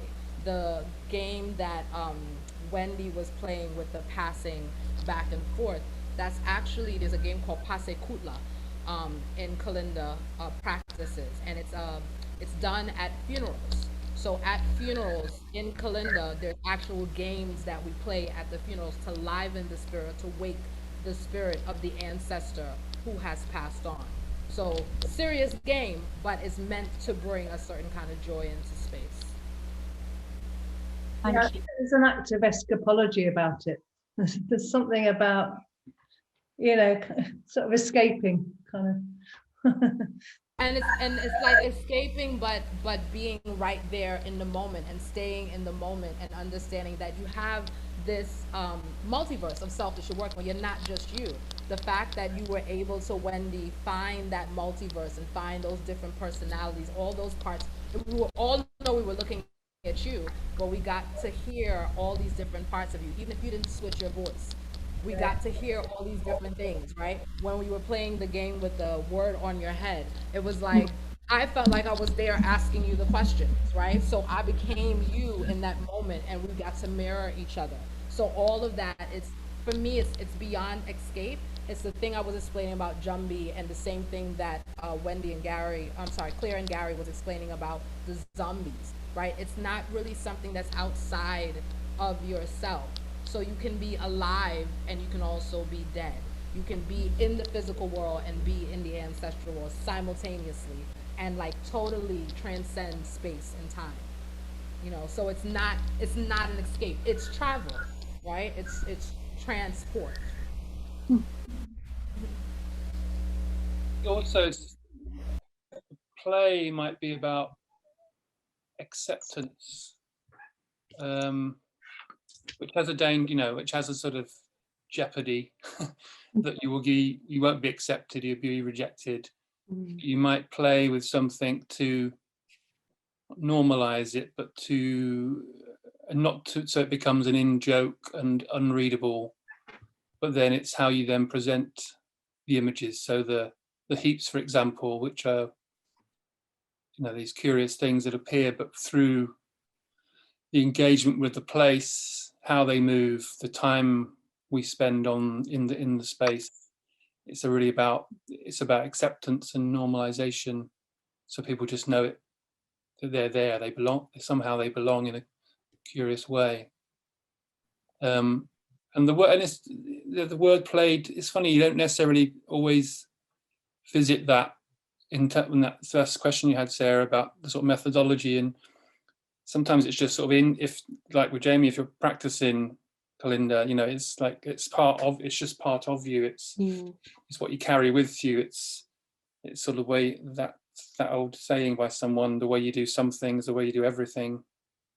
So there's this sort of inherent thing about you. And one of the slides, one of your last slides, Jamie, there was a sort of list. I started to write it down, but I didn't. The one that said about counterclockwise and present and past, it seemed like a sort of checklist in my mind of the things that are constantly circulating when we're making work and approaching a treatment of an idea or an image or something. Thank you, Gary. Shall we move on to some of the questions in the chat? And for the people who put the questions in the chat, please feel free to put your camera on and ask the artists directly. So the first question I've got from David Richmond. Do you want me to read it out, or? Sarah, can I actually request that we do that? Can they talk to us? Yeah, that would be lovely. So David, are you there? Yeah, I'm here. Okay, David, welcome. Well, thank you. To ask your question. Thank you very much, everyone. And I saw lots of stuff that tied together like we always do with these things. I also broke the rule because I had a bowl of spaghetti, so I obeyed the first rule of play. I had that. I think what struck me was I think that Wendy's discourse on England and Brexit is probably the most apt and most pertinent of the despair and dismay. So that was playful, but profoundly upsetting because it's true. And I thought that's rather. And I just thought, and I think that's what play can do. Play can take us to a place that rational thought and discussion and thinking maybe can't take us sometimes. And I think that you're all playing with, and it's a question I want to ask really, was how explicit for you is play as a tool of political resistance really? Not only to liberate yourselves as artists, but when you offer, like you have to us today, to allow us to play, mess about with stuff, find where the ends of things are and how they might break if we play too much, and we will get hurt in that, and we could die in that. How you recognise that when powers that don't want you to play anymore. As Thatcher's government took all away the playing fields, they don't want the working class to play. They want to shut up and buy stuff they don't need. But I'm just wondering whether you sit, where you guys sit in that kind of discourse. People, sorry, not guys. I'll just start off by saying Kalinda is a way of life, and the history of Kalinda inside of all across the Americas, in New Orleans, here in Trinidad and Tobago. It was not, I hear it described many times as a protest form, Because of the way that Kalinda people chose and choose to live, it is self-governing. So the government can say whatever they want. They are allowed to do that. That's part of the liberation. You get to do whatever it is that you want. And inside of you doing what you want, I will have a response. So my response may be that of something that is resisting the oppression you might be trying to enact. My life is that, so my practice is that. It's been very interesting being in academic spaces, because academic spaces are very political. And how I present sometimes is not the typical academic. I'm singing, I'm dancing inside of my presentations, I'm talking about ancestors. So this is not very, it's not new, people do it. However, it allows for a space of understanding that my beingness is my own. And for me, that's political in itself. My mere presence is political. Being a dark-skinned woman who wears a head wrap and speaks the way that I do. It's politics inside of that as well. So for me, it's inside of the livingness, and not just inside of my ability to play. My ability to play comes with the fact that I know that I am liberated, and regardless of whatever choice or whatever call that is put out inside of the universe, I have a response for it, because I'm going to make the conflict cooperate with me on whatever level that it needs to, right? And I'm going, and at some point, even if my opponent, my political party, does not understand that they are going to become more competent inside of it, it does make them more competent. It's happening inside of our space here in Trinidad and Tobago, where Kalinda has been pushed down. In the 1800s, there were revolts from 1805 all the way to 1891 with Kalinda groups. They were convoys, they were military regiments. And these military regiments turned into carnival yards. What they did, because these convoys were consistently not fighting for their freedom, but they were fighting to keep their freedom. So it's never been where you hear a lot of discourse around African liberation. It's never, Kalinda's never been from a space of, oh, I'm fighting for freedom. They already have it.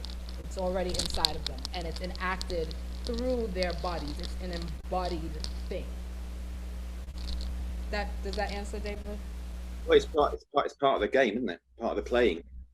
It's a part of the playing. It has, and the thing is, it's welcome. You know, it's welcome. Yeah. And for me, the system, the cycle doesn't work if we don't play with each other, because we're in this world together. And again, obeah was something that was banned in, I think, 1860 something here in Trinidad. And a lot of times obeah is looked at as a bad thing, but it was a spiritual practice. And obeah could be the way that I cook my food, right? So the way that I playfully cook my food, not using a recipe book to do that. There's a meme that goes around, you know, I stopped putting seasonings in when my ancestors tell me to stop. And if you talk to many people, like, you know, when I'm cooking, that's how I cook. I never use a recipe book. Some things that I want to make that my mother's making. So the way that I dress, I'm always dressed like this. If you know me, then you'll know that I always have heels on. If I have sneakers on, it's very flamboyant, for lack of a better word. But that's me inside of my obeah, my magic, and I understand that that attracts a certain thing. And inside of that, whatever energy you send to me, I can ward the energy, or I can intercept it and turn it into what I need it to be. Thank you. Would anyone else like to answer that before we've got another question? Okay, we'll move on to another question from Sally Stenton. Sally, would you like to ask this question? Yeah, hi. Thanks so much. It's been really inspiring. And Claire and Gary, when you were speaking, I was doodling, and then you showed the tornadoes at the end, and that's what I was drawing. So there was obviously something came through your methodology in what you were saying. I'm interested in how it becomes a participatory practice, and as much as how you engage other people in play. And maybe it relates to a later question about us as adults being quite inhibited about play. And I wonder perhaps what it is in your practice that you feel kind of connects with people, enables other people to start playing, going beyond that kind of thinking to actually you know, involving the body and yeah, really getting people actively doing. So You shall go first. I mean, for me physically, it's a lot to do with not minding so much what you look about, you know, how you look, but knowing that that won't be used against you or something. You know, so that, I don't know, it's quite, for me, it's quite, especially dance formats and studios can be a bit sort of, I don't know, they've got a bit frosty when you go into them, and they're a little bit, I don't know, they've got a thing to them that always unsettles me. I mean, I prefer a rough and ready room in a way, but, you know, a dance studio can kind of, you know, drive the play out of you, that's for sure. So there's a sort of, for me, there's something about how you, timing of responses, letting things run for a long time,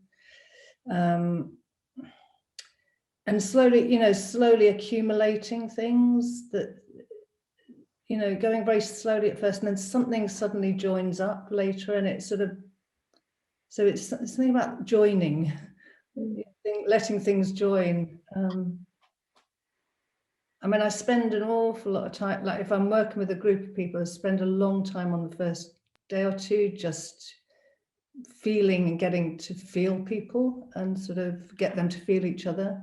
And it feels like nothing's happening, but somehow something works at that. And so it kind of, because I think it's about trust, you know, if people trust each other in that room, then you know, then more sort of casual, and but also very determinedly doing things that, I mean, I do a lot of things like take the piss out of something, and actually by taking the piss out of it, you kind of, you hit the thing that you most think is embarrassing, and then you just shift a little bit past it, and it's it, you know.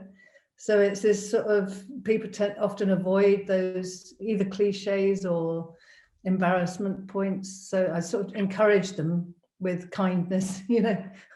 And so yeah, something then, and then you do get this duality of sort of, you know, it's kind of wild, it's kind of mad, it's tame, it's funny, it's not, you know, so and then you start to get that real kind of flicker, you know, stuff like that. Answer your question, Sally.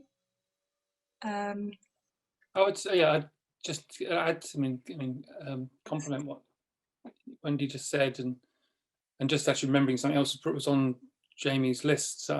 Was about repetition, which you've mentioned there, Wendy, sort of time and repetition, establishing kind of rules, but, you know, the rules where participation or engagement is quite non-threatening and sort of soft. It might be about tapping into something that's very common, whether it's because we're sharing the same space, it's a public space, it's not a sort of designated special space you've had, an audience has had to come into.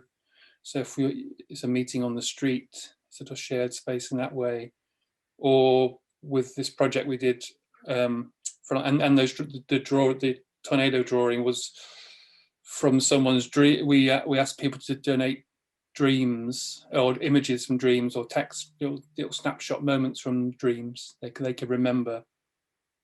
So I think it's, in that way, it was finding something that's common, and everyone maybe has an opinion about sort of dream analysis, or whether they do dream or don't dream, or remember the dream or don't dream, or all these little kind of nuggets that people carry with them that maybe you're given the opportunity to sort of share and be able to talk about. So I think, yeah, we've tried to find little devices, little ways that is quite a gentle sort of moment of reciprocal engagement. You know, we would share some information about us, so it's not, you know, there's a kind of, you create a sort of hopefully a safe space where people feel they can talk to you and share things. And that thing when you're an MC at a sort of open mic night, you make yourself, I mean, sort of what Wendy just said, you sort of make yourself the sort of lowest, the daftest and stupidest and most inept. And you so you put yourself in a place where everyone else can kind of feel, okay, I'm much better than this guy. The MC is rubbish. Yeah. I don't know. It's creating a space where people feel they can have agency, and and that participation isn't too exposing. And I suppose, just to add to what Gary's saying, it's that level of familiarity with things that already exist. So we created a project a few years ago called Crying in the Dark, which we mentioned in the talk about.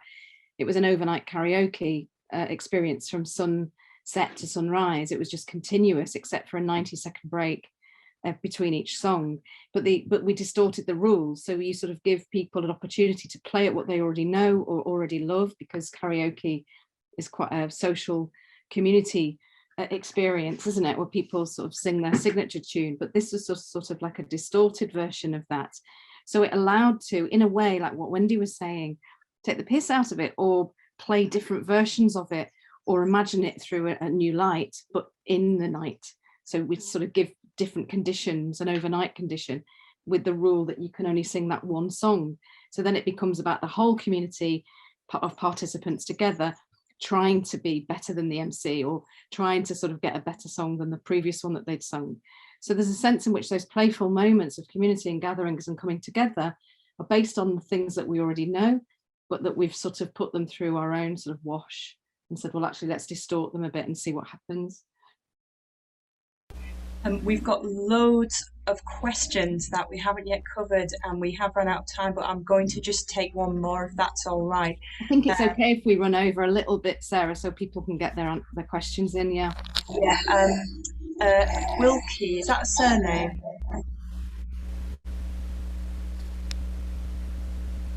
The question: do you find the attempt?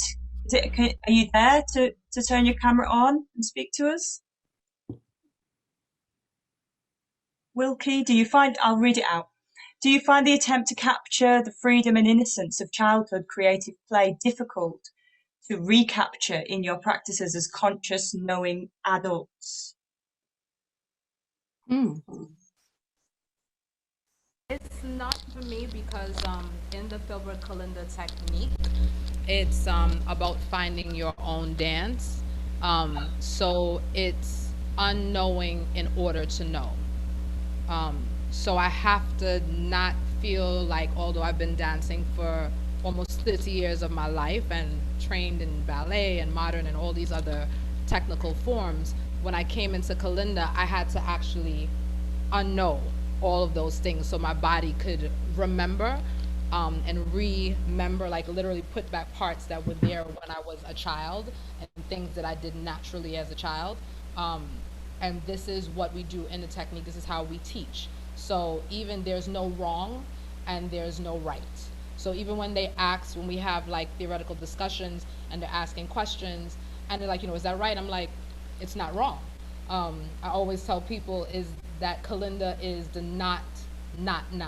So people often link it to carnival, and it is, but it is not carnival, and it's also not carnival. So that unknowing is continuous inside of your body movement and how you can rebirth yourself, rebirth your child self, which is the most natural self. The only being that actually can get to that multiverse of self that I spoke about is a child.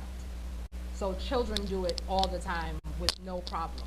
So us integrating all those selves that I talked about is unknowing this adulthood life that we've gone into about paying bills and all that stuff. Like, we forget all of that inside of Kalinda, and the point is that you get to dance your dance. It's not, you're not supposed to look like me.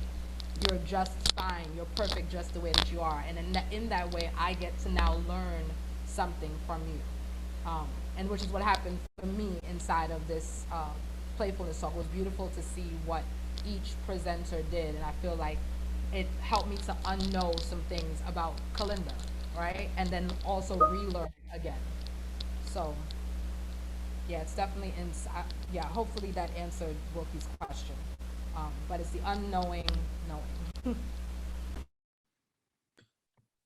Just a short response. I mean, I'm not too sure I really remember what it's like to be a child and having a really free and innocent. I mean, I really have a very limited sort of memories or kind of sensations of being a child. So I'm playing as an adult, and I think I guess maybe you ask yourself a couple of questions. It boils down to those where you challenge yourself to say, well, why not? Or in the case of one of our neons, if only. You just pose that question at a situation or an idea, and and there might be about, you know, the question of the political acts in some of the things we've all been talking about, the sort of freeing up or the alternative versions or the taking back of spaces and challenging what those things are about.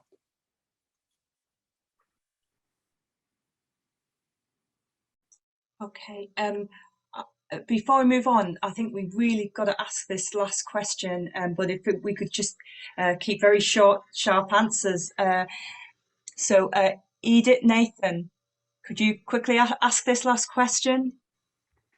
Yeah, Are you there? yeah. Can you hear me? But you're very quiet. Maybe could you go closer to the mic? Yeah, the mic is on me. Is that better? It's a little bit better, and if anyone has trouble, I can read out the question. Okay.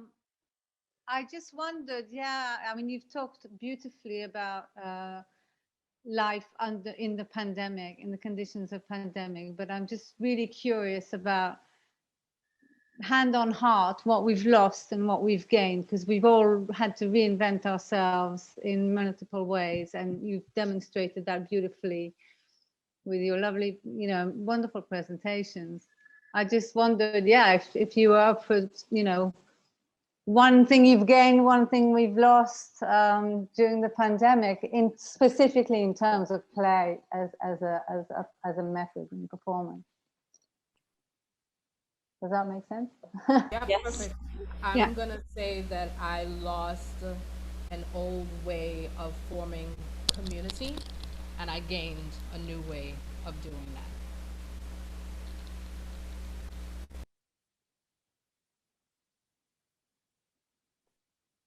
I'm going to say I've lost something which I think I'm going to get back, hopefully.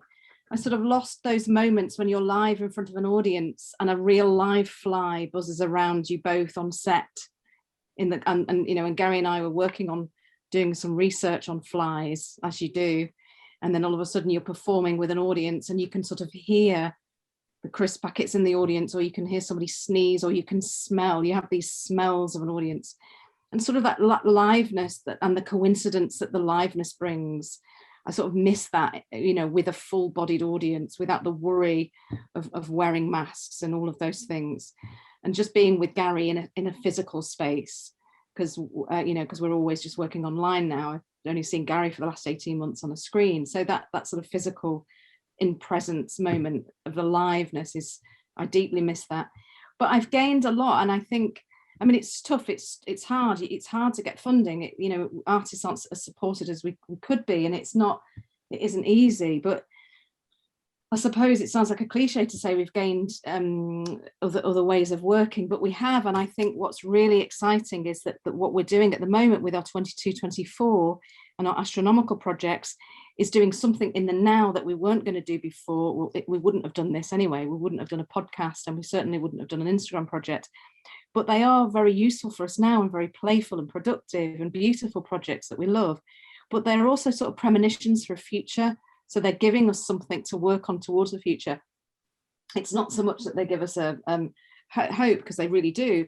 It's projects to work on in the future. So we're sort of building up, you know, waiting for what this new post-pandemic will be. And I think for me, getting back into a space again with audiences and with participants will be really felt, but it will be experienced with the knowledge of what we've learned in the pandemic. I don't know whether that makes sense. But. Yeah, I mean, I would say I feel much closer to myself than I have for years, actually. I mean, part of that is isolation, but actually I feel much more in touch with some very intrinsic sort of something or other. I don't know what it is, just something. And actually, I'm not that bothered about like the future thing.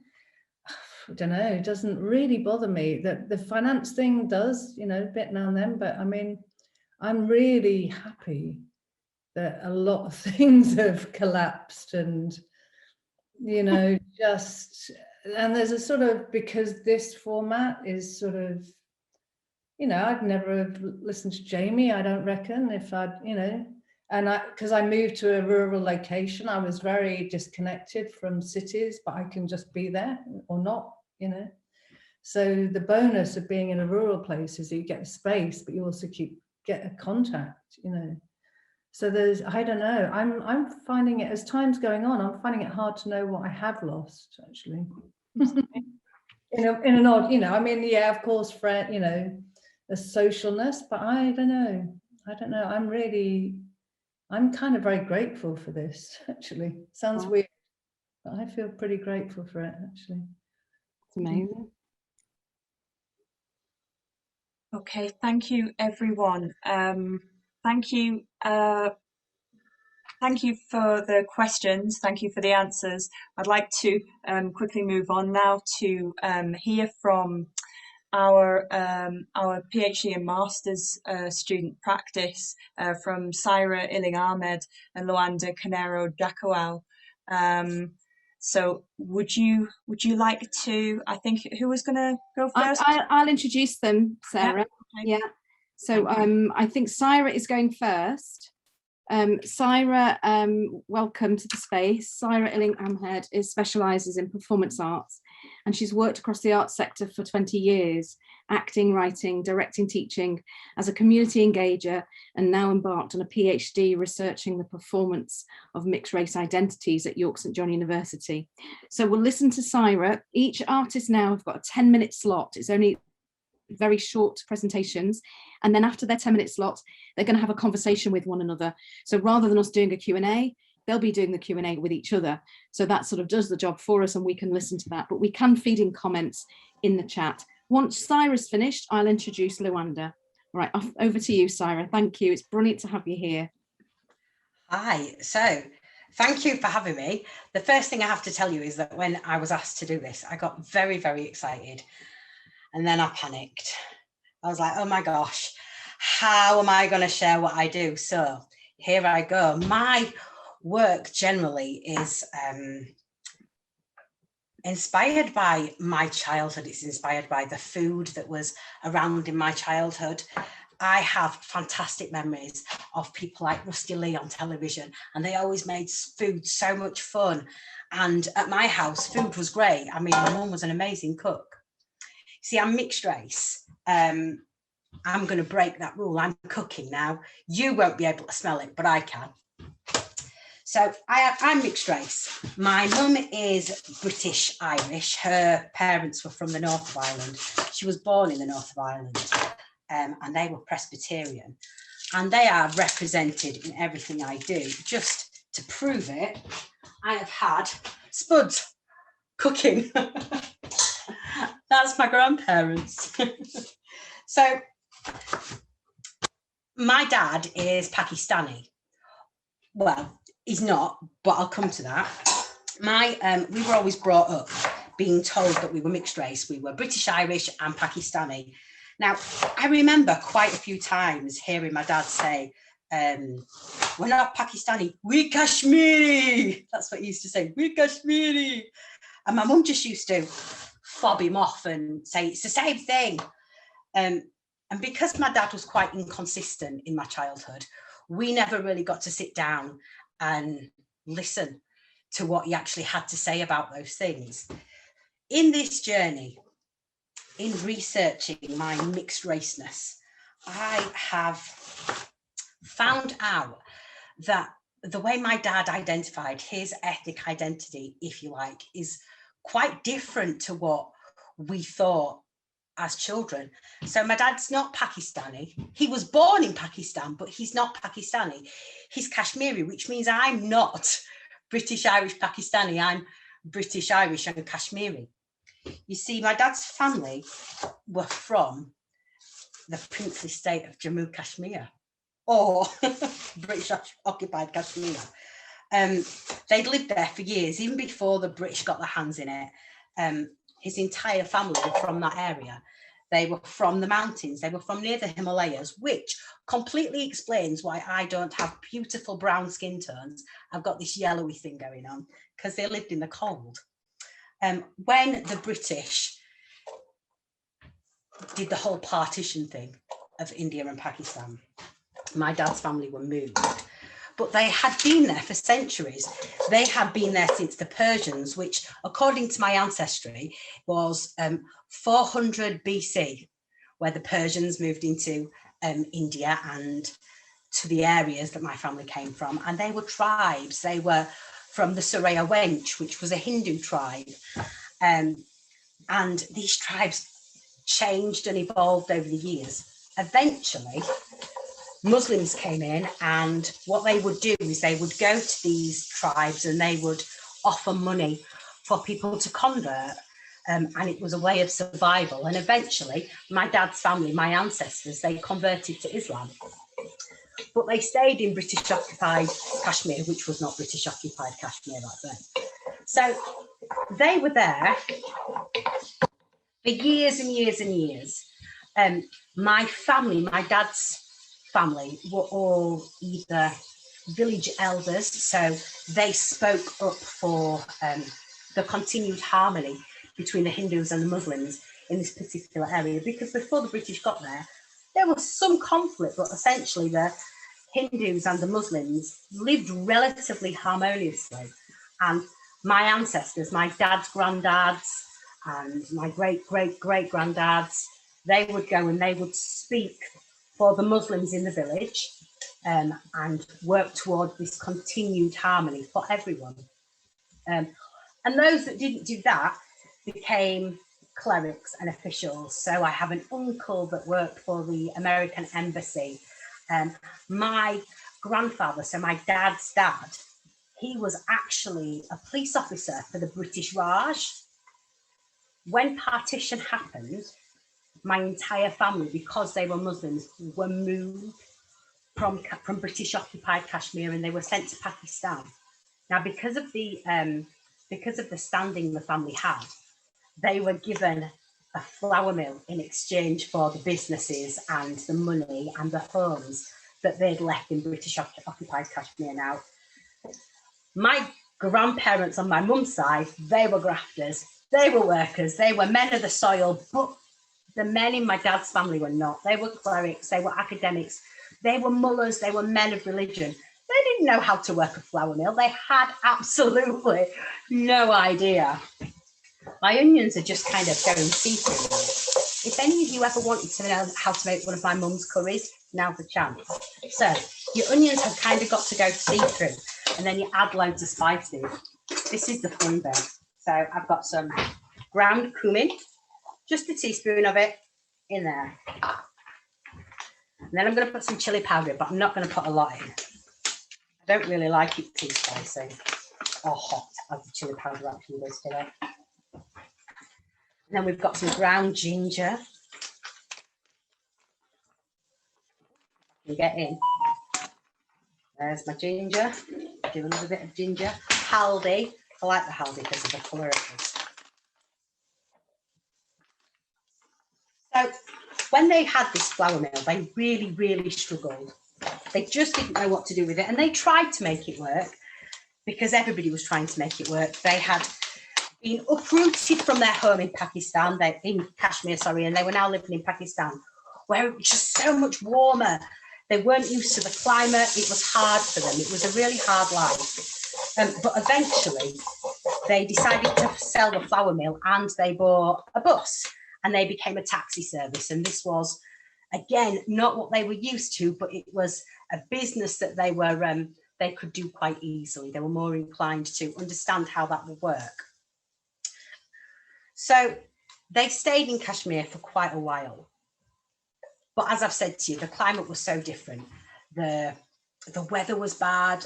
It was a different way of life. It was more city-like to the village that they'd lived in for eons. Their entire family were from villages and they'd lived these rural lives. And so after 10 years, they moved back to Kashmir, but they moved to Azad Kashmir. Now in that 10-year space, my dad had been born, but my dad had been born 5 years in. So he only spent like 4 years in Pakistan. And then off he went to Azad Kashmir where his family were happier. He wasn't sure. He was still feeling like a little bit of a nomad. His family weren't happy in Pakistan, so he wasn't happy. But in Kashmir, that wasn't his home either. His family were happy, so he understood why they'd gone there, but he just didn't settle. And bizarrely, when he was 13, some guy came to school and said, come to England, all you have to do is jump on a plane, say somebody is your parents, and then you just need somebody to go live with when you get to England. It was some sort of tax dodge. I have no idea what it was all about. And I have asked him, but he's very evasive with the details of it. But all the boys in my dad's class did it. All of them. At first, his parents had said no. In the transition of moving to different places, their eldest son, Mumtaz, who had been born in British-occupied Kashmir, had run away. He ran away because he wasn't at home in Pakistan. He wanted to go back to British-occupied Kashmir, but when he got there, nobody knew what had happened. There wasn't email, there wasn't telephone. Nobody knew where he was. So when my dad wanted to leave and come to Britain, it must have felt to them like they were losing another child, which must have just been horrendous. I mean, when my kids go on residentials, which hasn't happened for a while, but when they do go on residentials, I do not sleep. They go and they spend a night at their mate's house and I panic. I think their friends' parents must think I'm an absolute nut job because I call 7 or 8 times just to make sure they're all right. So I don't know how I would have ever managed if one of my children ran away or if they decided to go live on the other side of the world. I just don't think I would have coped. So my dad moved to England. I'm just adding some tomatoes. My dad moved to England and set up life here and he eventually met my mum. And they had a crazy relationship that involved 6 kids, 2 wives, a crazy old grandmother, many trips to Pakistan, and an awful lot of really, really good food. Really good food. But it still stays with everybody. The idea of having nowhere to settle. My dad isn't really settled in England. That's why he was inconsistent in our childhood, because he didn't settle here either. He's always looking for a home. I have a home, and it's not about place. I live in York now, but I used to live in Dewsbury, and I was happy in Dewsbury. I'm happy in York, and that's because my home is with my family. It's with my 2 kids when they're not sleeping out at friends' houses, and my husband. It's just about finding a home for me. Thank you very much, Siara. It's really interesting. I you know, every now and again, I wish I could smell that cooking, smell that food. Smells really good. Are you eating it? Are you eating it tonight? Is that what you're having for supper? Yes, I am. Good. What is it? This is just the sauce of a curry. You can't really see it now because of the steam. It's the base of a curry. It's just the base. If you can make this, you add anything you want to it. I'm sticking in some spinach and some potato, and that's me done. Well, we're going to hear a little bit more about what you're doing at the moment in terms of your PhD practice when you talk across your practices with Luanda. But now I'll introduce Luanda as the next speaker for 10 minutes. Thank you very much, Siara. So Luanda Carneiro Jacoel is an Afro-Brazilian performance artist interested in questions about body memory, archive, identity, and cultural background. Currently, she's attending a Master in Performance at the Norwegian Theatre Academy. Thanks, Luanda. Thank you, Clary. Thank you, everyone, for this invitation and to have opened this space for me to share a little bit about my work. I will share the screen with you. Just a second.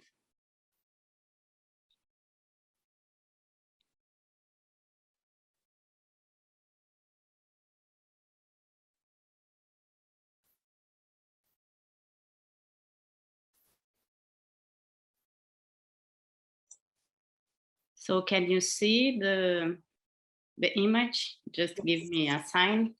Yeah, perfect. Okay, thank you. So I want to open the space, first saying thank you for the ancestors that belongs to my family, to my cultural background, to be here tonight. Laroye Eshu, Elegba, Odoya minha mãe Iemanjá. So we're gonna do a journey through the sea, the ocean, and it's also, the sea is also known in Brazil as Kalunga. It's a word from Banco Congo ethnical group. So I'm gonna read a text for you now. Kalunga, the water archive, the earth archive, systems of communication, places of transition, states of becoming. Kalunga is a set of creations which overflowed the void. The set from where things start to become. The universal source that made all things happen in the past, make things happen in the present, and you make things happen in the future. Life itself, integrity of being, liquid state, movement, interaction, interaction as a manifestation of a way to exist in the world.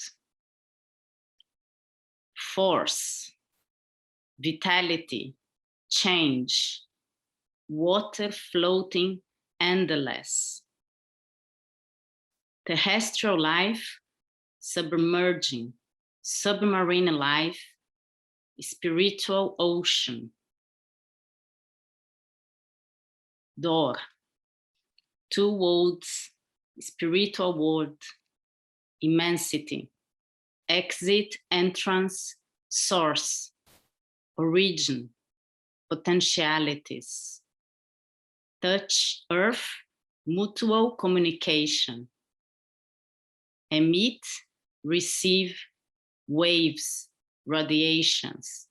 Receiving, releasing, passing, waved, shaking, pulses, moves, sensitive, surrounding, reactive, presence. Between cosmic portals of the world of the living and the world of the dead, separated ontologically by the horizontal liquid membrane of the Kalunga, the ocean, the sea, which presides over the metamorphosis, body, spirit, body. The path of the sun in the celestial scope is metaphorized for the Bakongo cosmology and the diasporic descendants as a human, ancestral, infinite, circular and spiral trajectory of life. Represented by a circle divided into 4 parts by a cross, Kalunga is a symbolic place of transition, where the body communicates with the water archive and with the earth archive. In that sense, using those systems of communication as a transitory perspective, the body, the experience, and the relation with life is dynamic, mobile, always in a state of becoming. The Jikenga Jiakongo, or Bakongo cosmogram cosmology, perceives the world not only in its immediate physicality, but as a network of interacting energies. All beings of nature, animate and inanimate, manifest themselves as a different gradations of vital forces which interact with each other, always seeking for balance. The notion and cultivation of ancestrality is well known as a principal source of maintenance of individual and collective life. There is a transformative aspect of the space that is Kalunga, the activation of life, the force, the manifestation, the mutual communication, the call and response of co-ontologies that operate above and below the Kalunga. The visible and invisible, the tangible and the non-tangible. It's the time, the presence, the change, the exit and the entrance for potentialities to be, to exist, to become, to become, to become.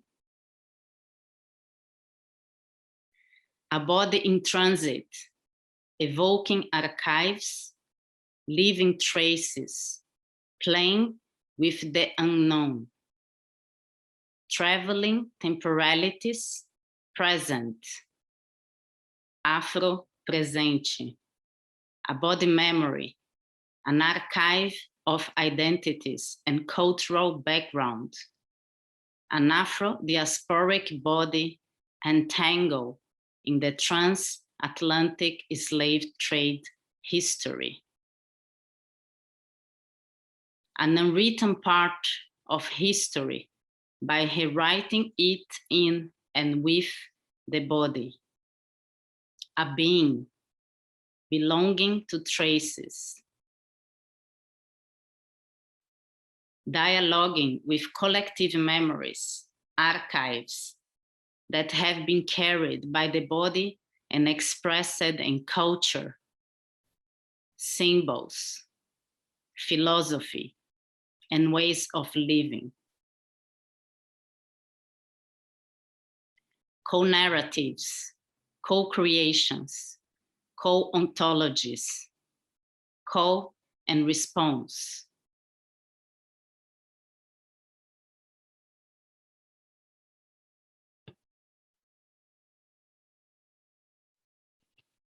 She moves.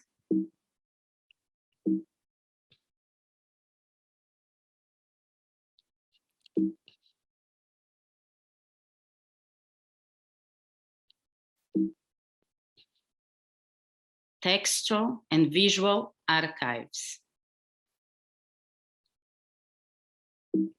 I move, she moves, entities, traces.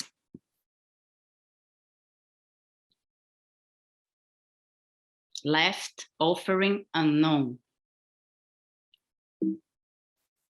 Unspoken.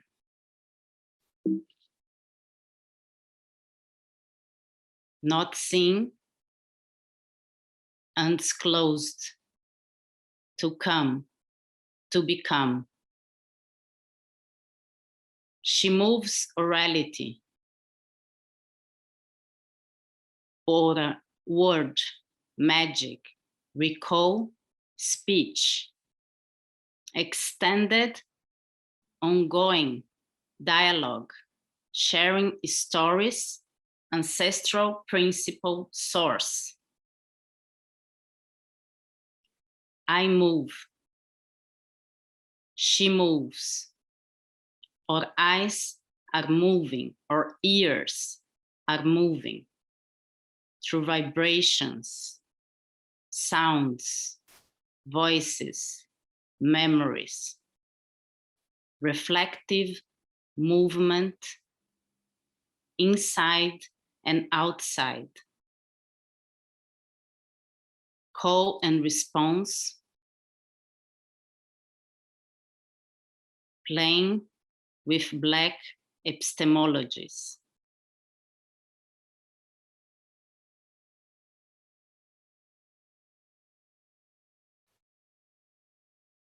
Exploring the meanings of Kalunga in performance is a text dialogue between Luanda and the ancestors, the entity Elegba, and the thinkers and theoretical sources Bonseki Fukiao, Xiganá Santana, Catiúcia Ribeiro, Leda Maria Martins, and Carmen Lara Eli.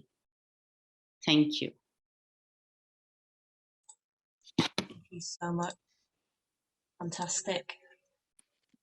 Thank you, Luanda. That's wonderful. Thank you. I'm just going to spotlight Siara as well. Brilliant. So if it's all right, I'm just going to ask a quick question to maybe get your conversation started. Is that okay? Yeah. Unless you've got a question yourself for each other, that's fine with me too. Okay. No, please ask. I'll go then. So I noticed, I think it was really obvious to notice that ancestry is really important to both of you and the work that you do. It's the key inspiration. And I wondered how you came together and came apart with this, especially with your approach to, with your understanding of what ancestry is to you, and your approach to how you use it in and through your aesthetic. Who would like to go first? We start. Luanda, you go. Okay. We need to go anyway. Right. Well, for me, always have been a question that for me, the ancestrality is placed in my own body. It's in who am I and who I see myself and who I see the others and who I recognize myself through my collective, my family, and the people that surround me in my cultural background, as well as Afro-Brazilian person. So there is always this mirror relationship with the collective that you belong to, that for me is always a reminder that you belong to somewhere or to some people or to a place, or and sometimes can be that you don't feel that you belong to that community, right? But I always felt home in my own community. And I think my family always had a very strong way to acknowledge and also to perpetuate the cultural heritage, the memories and the collective archives as a way of resistance. No, Siara, we have been talking about that before. So coming from also a family based in also oral traditions where we are always sharing stories is the way how we also keep the memory alive, is through repeating stories and repeating actions and singing and dance and food and all this together, no? So the ancestrality is something for me very alive and dynamic that is always also rethinking and reinventing itself and playing with time, no? Absolutely. There's so many in everything that you've just said. There's so many similarities in the way that I was raised as well. I coming from sides of family that, you know, we obviously lived in Britain and culturally we are British, but none of my family were born. You know, my family didn't originate in Britain, and you get othered by everybody. My grandparents experienced prejudice around their accents and questioning as to which foot they dug with. That was something my granddad used to say. He dug with his right foot, not with his left foot. And that was a reference to faith and religion, the Catholic Protestant thing.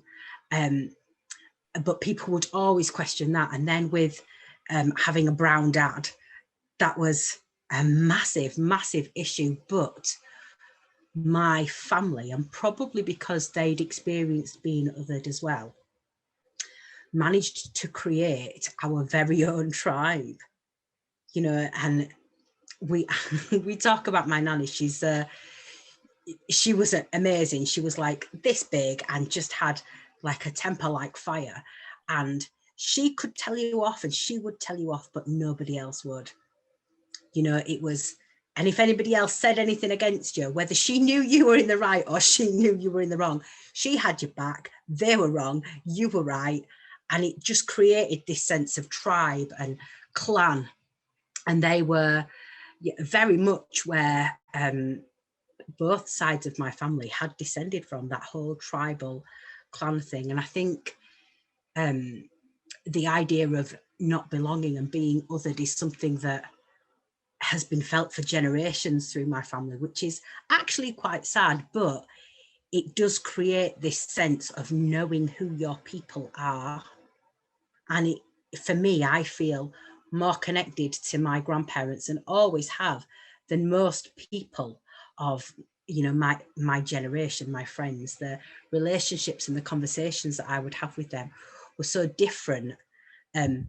And the connection I had with them was so different because they understood me in a way that my friends couldn't understand me. And we came together like that because of always kind of living as the other.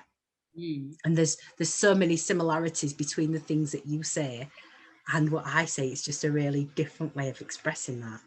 Exactly. Yes, I think we have very common backgrounds in this family and ancestrality perspective.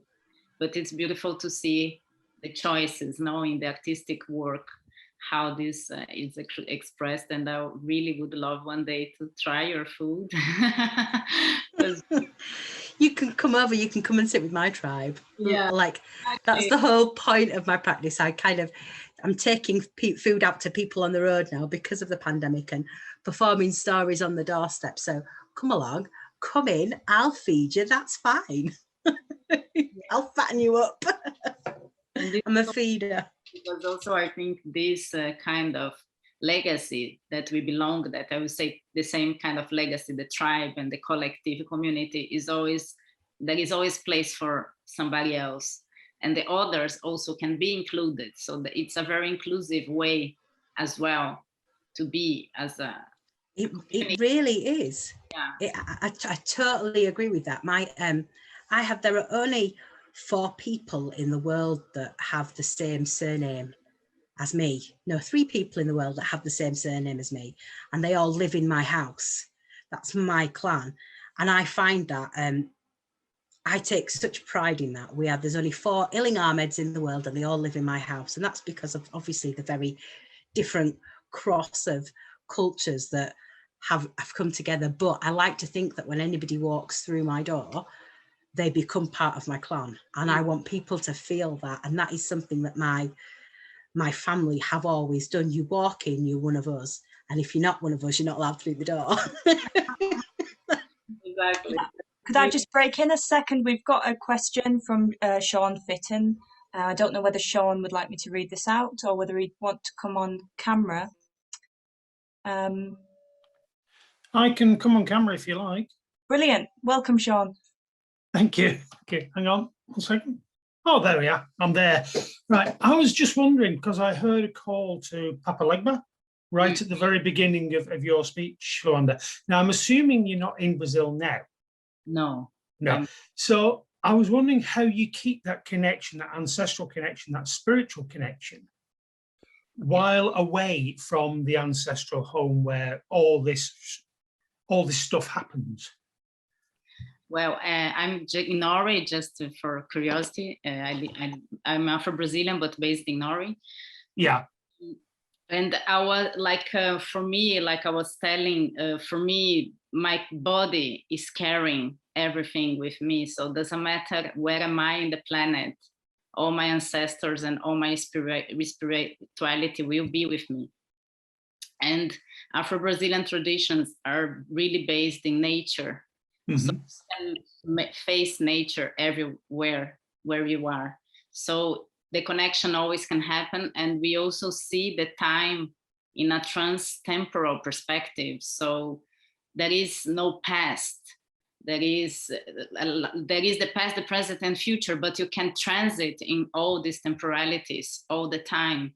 And also the perspective of Kalinda in my work that is also based in the Bakongo cosmogram, as Jamie presented super well in her lecture about Kalinda as well. We can be in the physical and the spiritual world all the time. There is always this floating transit between all those realities. And you can call and recall and make all the call and responses to all these elements through singing, to having this in your cultural, like there is many things that you can do without being in the place. Like the playful ritual. Yeah, the communication is always there. And this is why I started asking permission to Elegba, because he is the Orisha of the communication between the two, the living and the dead worlds, no? So it was to open the portal for that. And once that you know, or you have been in those practices, you just articulate them. And it's a technology, you know, so you have the tools already, and it's really embodied technology. So it's in your body. Sarah, do you have a response to that? I think I practice in many ways from a different angle to Luanda. My belief system is completely different. I love religion, but I identify as atheist. Because I come from such a varied mix of faiths, my belief is that it doesn't matter where you are in the world, your faith is something that carries with you. So I identify very much with what Luanda is saying. It's not something that I practice myself, but I do believe that if some faith is something that you carry, then it doesn't matter geographically where you are. It is practiced in you, it's practiced in your actions, it's practiced in the way that you treat people, it's practiced in the way that you respond to things. So that's fantastic. Thank you. Thank you, Thank you. everyone. Thanks, Sean, for your question. Thanks, Luanda. Thanks, Siara. We're running over a little bit, but I think we've just got time for a one-minute writing task. We have, and I just want to wrap up with Luanda and Siara. Time goes so quickly, and we're really enjoying our conversations. I mean, we got back to this idea of faith and belief, and I think what binds us all, regardless of different experiences, is this faith and belief in play. And I think there's something really tremendous about our tonight, the conversations that we're having, the cross conversations that we're having, the questions that are arising, that we have this sort of belief in play and playfulness, and there's something really special about that. So thank you. So talking about play, we're going to have Jamie now back into the room, and Jamie's going to lead on a writing task. Thank you, Luanda, and thank you, Siara, for sharing your really important work with us. We wish you well on your research projects for the MA and the PhD. Absolutely. Yeah, thank you, Siara and Luanda, so much. That was amazing. This whole thing has been exquisite, and I'm just watching how it literally has taken us from ancestral space, from how I open, and right back into that ancestral space. So it's been a complete spiral. Your words from Luanda and Siara's talk are identity, ingredients, liquid, doors. You may start now.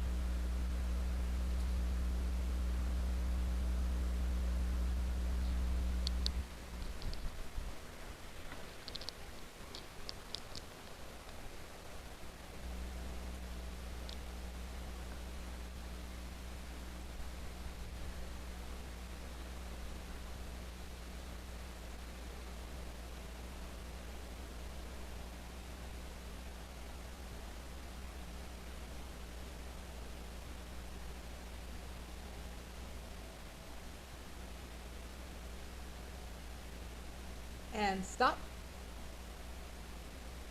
This is the fun part, being able to stop when I say stop. That's great. Thank you, Jamie. So this Thank you guys very evening, much. yeah, I mean, it's amazing. There's a lot of text there. There's a lot of creativity, and we've only got half an hour left. And this evening, we're going to have a conversation around playing in and playing out. And we're going to hear from Jamie and what the results of this writing task is. Result is probably the wrong word, but what she's going to do with that writing, and she's going to share that with us. I am aware of time, so let's just have a very quick, less than 5 minutes if you can, bathroom break, because we've only got half an hour to go. And you've been fantastic. A lot of you have stayed, and I hope you carry on staying after this wee break. I mean, a little break.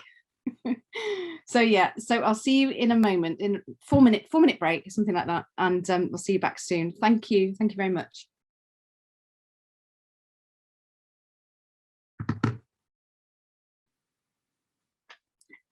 Okay, welcome back. I'm assuming you can hear me. For some reason, I've lost my little camera. Sarah, can you tell me if you can hear me? I can hear and see you. Okay, great. Okay, so welcome back. We were going to have a moment where we broke out into small breakout rooms, and we were going to ask you to discuss what you're doing as artists, whether you're playing in or playing out, or what's the future for you in terms of the pandemic. And very similar things to what Nathan was asking earlier, which is a really interesting question about, what you've lost and what you've gained. But the numbers have dwindled a little bit, which is what we imagined towards the end of a night, on a long night. And that's okay, because this is a recorded symposium as well. So at least we've got that, and that's a really great thing for us to keep. And we've been a really fantastic community tonight. So Sarah and I are now just wondering whether we just, because there's a small group left of us tonight, whether we should sort of address some of the questions that have been put forward on the chat, which are excellent, because we haven't got round to everybody's questions. And there's a really interesting question from Wendy about ancestry and other questions as well. And if we get onto the topic of what's next for you as artists, then we can do that. Sarah and I have left our email address in the hope that people that have joined tonight will contact us and say, should we set up some sort of response to this in terms of how we move forward in the future? Because we realise there's not enough time to do everything we want to in a 4-hour symposium. So Sarah, what do you think? Instead of breakout rooms, because you were the breakout person, you were going to actually press the breakout button. I'm not the person with the breakout finger. So what do you think? Do you want to start with responding to the chat first? Are you okay to take that on for a minute before Jamie comes back in? Yeah, absolutely. I'm also all set if you want to do that first. Okay, so, brilliant. Whichever one. Yeah. Great, brilliant. So we'll do a bit of both, Sarah. We could just address either a few of these questions or throw it out for a wider conversation between people if they want to speak. Guests want to speak. What do you think? Yeah, I think so. But the thing is, what the breakout rooms, I guess, would have offered is a chance for us to all see each other and to speak maybe about our own practices and our own thoughts on the matter of play. So if possible, if you're comfortable with that, it would be nice to put your cameras on. Oh, I see. So we're not going to go into breakout rooms. If everybody could put the camera on, and we'll act as if this is a breakout room together. Yeah, because I thought if we go into breakout rooms, we may find that just two of you. Yeah. Or we could just play games on our own. We could just play musical sketches. Yeah. So yeah, if we'll put our cameras on and we can talk. And if not everybody gets a chance to talk, then I'm sorry, but a few people might. So Sarah, do you want to lead on something, or do you want to look at some of the questions that have been put in the chat? Yeah, I would. I mean, can I just ask a general question first? Because I would like to hear from the speakers. Claire, you were going to ask a question for the breakout discussion, which is about how, and it's similar to some of the questions that have already been asked, actually, and it's about how where people are at the moment, whether they're artists themselves, audience, academics, players, people, where they're at with their own art or reception of art post-pandemic. How are we playing now is our question. or not post-pandemic, mid-pandemic. And yeah, we wanted to ask you how it's changed you.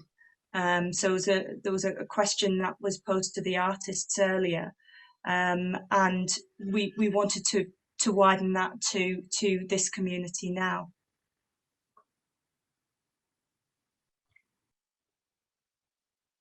And I shall wait here until there's a response. Stick it out. And I don't know if anybody's got, and if anybody wants to speak about their own practice, or just say, look, you know, I've got this idea of moving out of the pandemic. This is how I want to work with audiences, or not. Maybe this takes some time to digest, and maybe we're still in that space where we're not sure how we're going to work with audiences yet. Or you could think about that question, and I could go to the questions we already have. I think someone's just about to come in, Sarah. Brilliant. I was just gonna say that for me, what's been challenging about making a technique around Kalinda is that, you know, it comes from secret societies. It's this ancestral form, and a lot of the times my teaching has been teaching, but a lot of the teaching in Kalinda are downloads. So it comes through dreams, it comes through this knowingness that was buried inside of me that kind of resurrects and resurrected at the time that I had the car accident. So when I started the technique, I did not want to show it in public at all. I didn't want to teach it. And then I think we were maybe like a year in with a very small group of people doing it, and then I had finally like gotten to the point where I said, okay, cool, I'm gonna do this in public now. And then the pandemic hit, and I was like, okay, so I don't know if I want to do this now online and share it online, because it seems even just seemed like it was going to desecrate the thing in a particular way. So for me, it's opened up my mind and helped me to see how powerful Kalinda is, and this practice of play and community and call and response, and that the energy of Kalinda can reach through a Zoom. I've seen people transform in an hour and a half class, in a 2-hour class, just from being able to know that they could do their own dance, that their voice mattered in a certain kind of way, that that's putting out a call into the world, and that someone would respond to them. That space of belongingness that Siara spoke to, that place of home being yourself, right? And how yourself is so connected to others. So moving forward, I see very much how the research is a part of the performance, and that I need the audiences, like it helped me to shape the technique in such a way that everything is communal. So inside of the research, whatever books I'm reading, there's a reading list that people have to read in order to view the performance. Sorry, Jamie, could I just unpick something that you mentioned earlier when you answered that question about community? You said that the community had changed for you, the community of reception. Could you just elaborate on how or why? Or well, really simply, you know, we're used to being in space with each other. I am really great in person with people, and you know, it's easy to like get people to move and interact when you're in space with them, and I wasn't sure how I was going to do that online, you know.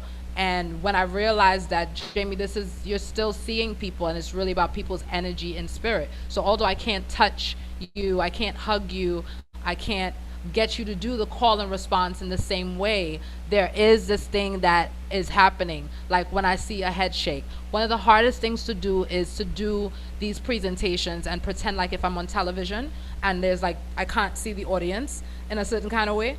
And I've always wanted to be on TV since I was like a little girl, but it doesn't feel so great when I'm doing these like webinars. So it's like, oh yeah, well, maybe you weren't as prepared for TV as you thought, you know? So it starts to shift and change, you know, your confidence in yourself, how you connect with people, trusting that the people that are tuning into whatever that you're saying, that even if one person gets it, that one person is going to carry it back out into the world. So the majority actually still gets it. So it's the community of one understanding that that's a whole, and that's making your circle.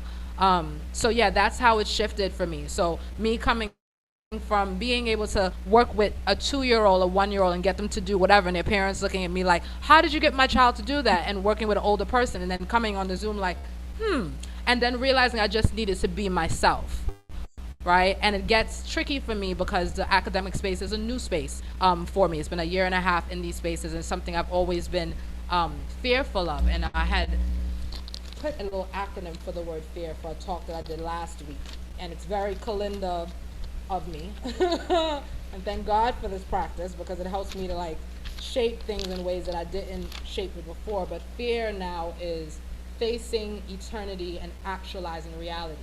So I understand that this moment is forever, because it will literally live forever online somewhere, and it will live somewhere inside of each of our memories in some way, and it may come out in different ways that you may not even notice it. And then I get to actualize this reality that we're inside, this virtual reality, while being inside of my home in Trinidad and Tobago, in my home, this reality. And Wendy, I don't know why I keep calling you Wendy Claire. You are Claire. I'm Claire, you are Claire. But Claire was talking about this thing of having like a fly buzzing around. I was going to tell you, you can totally come to Trinidad, because they're totally buzzing around the entire time I'm presenting. Like, nature is very alive and present here in my house. There's like lizards running around. So all those things are happening. So it's reminder of I am myself, and I really am everything. I'm even the computer. So if the computer starts to glitch in a certain way, I'm not coming back. I've had people really be really gracious about understanding, like, oh, the Zoom just went out, she'll be right back, like in the middle of me teaching classes, and them waiting patiently. So that kind of caring space of community, which I don't feel like always happens when we're in person. That allowance isn't there in the same kind of way. So I feel like we've got a space of compassion and grace that we didn't have before, and it definitely has raised my compassion levels and my grace levels, and understanding that a person gets to be whoever they are.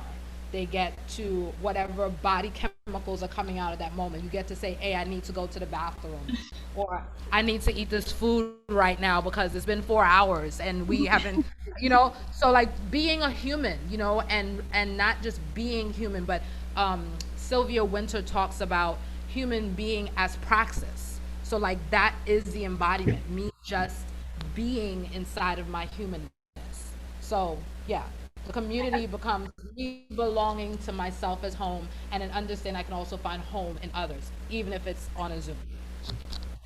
It sounds to me that your practice of Kalinda is really fruitful and positive for Zoom and for these online events, and that you sort of reignited my faith in the fact that this really can work. So it's really beautiful to listen to you saying that, and I think because of that response that you've just given, Jamie, I think it's only right for you now to lead into your final task. I think what we're going to do, everybody that's in the room, if you email Sarah and I, we've got a transcript of all of the questions. There's an excellent one from Wendy about ancestors. There's a few other excellent ones in there. You can email Sarah and I, and we'll gladly send you the transcript, and we'll send you the video of this work if you wanted to see it when it's edited. We'll get out the breaks and things. But Jamie, thank you for that beautiful response to remind us that these things can be done, and really done well. Can you now lead us into your final task that wraps up your creative writing task, please? I've actually placed it inside of the Google Docs, so you guys can look along if you'd like. Okay. So the results, the name for the results is the response. So we put out a call, the prompts were our call, and every time you wrote, it was your response. You received the instruction of how to write from your internal ex-tempo, and this is what we came up with as a collective voice. Rituals, ...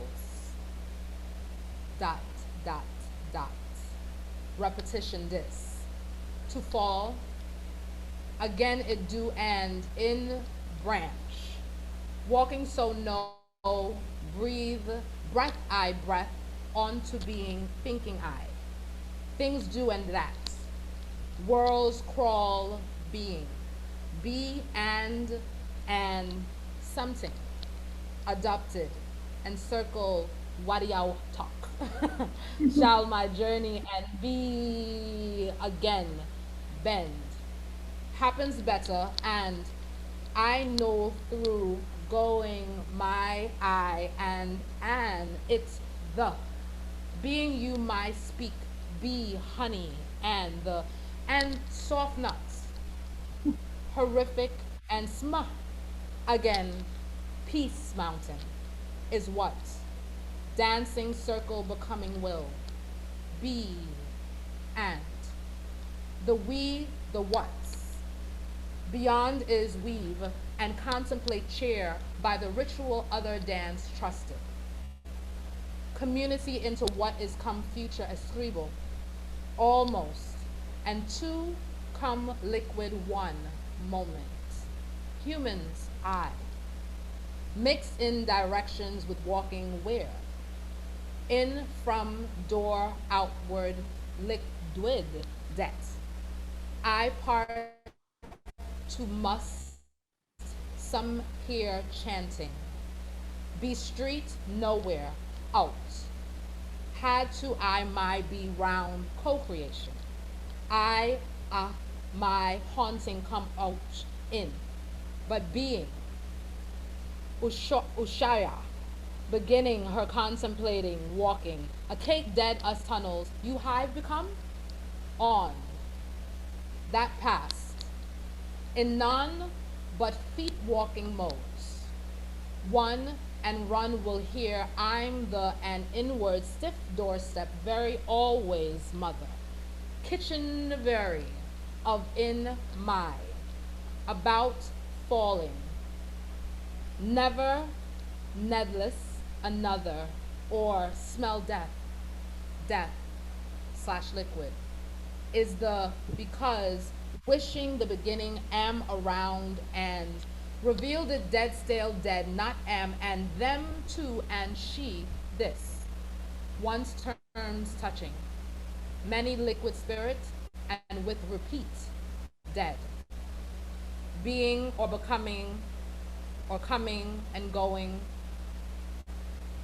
or beginning to become or going away and coming back and going away and coming back and going away again, but then coming back and wondering if you had ever been there in the first place, and you with breaths walking to coming.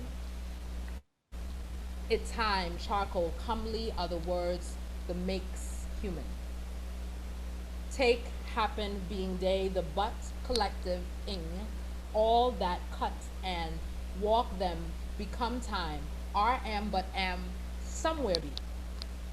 Walk them, become time, are am but am, somewhere be, and being that the your I made circle, again, wondering and becoming, seeing have a or will me, and together things connect, but so breathing know the what. Maybe you dancing dad.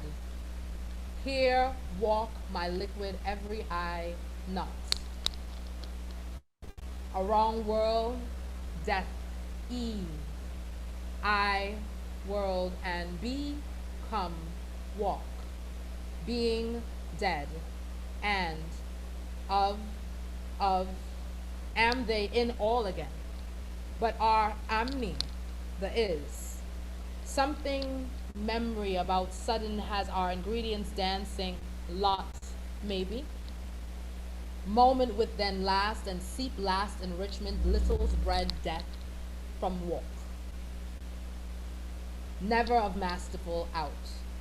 If how and slide oars through, yeah, and hold. Body, eye water be night liquid, the bee come, heaving a wrong word. Makes corner to all our mutual understand. Life who becoming before experiencing, a becoming to along we write of, and doors even know about the am it of over. BB next. Door and dead, you coming seen is can't. How identity going my to the years. We make soul of no, but I not. There and warm at. Moment, direction, ing.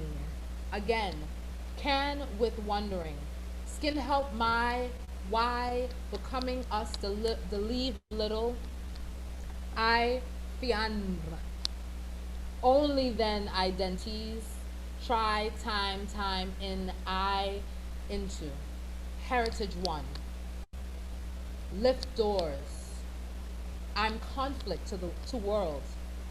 Going where words so of collision are back open, me that. So dead in breathing. Myself ritual. And the we to do.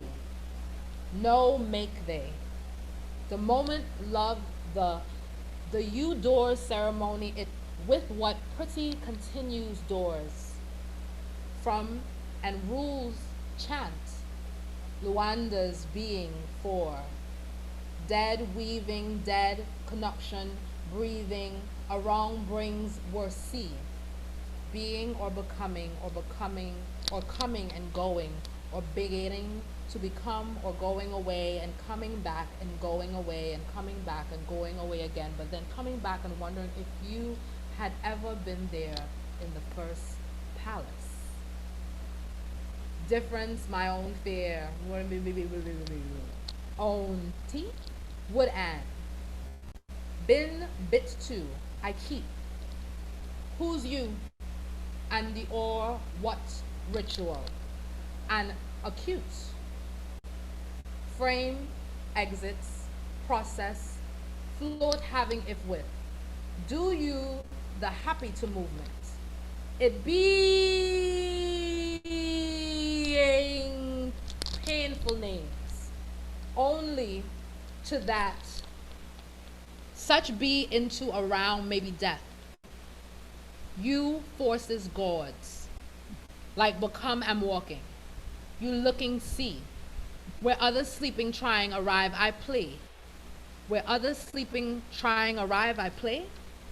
To pencil cycle say, for relentlessness, walking I for and a or, waking the and palace circle like dew. Earth wills of until to. The welcome becoming ash every ingredients. Feet people met, and wood existence. Cycle and you connects no be there yawn is becoming the sea place on open transcendence of cycles, and the of is me ready gone the dead symbols doing and begin. Dem I back. Community I can't call many meets. Past I on unique stay. Change my liminal, let high and being through walk there maybe become tease dead under. Uch, once out. Is becoming this good doors. Dead flavor from. I sun plain flow if can though to be. Faded them zoom see padding gone. Right palabra to ritual? In.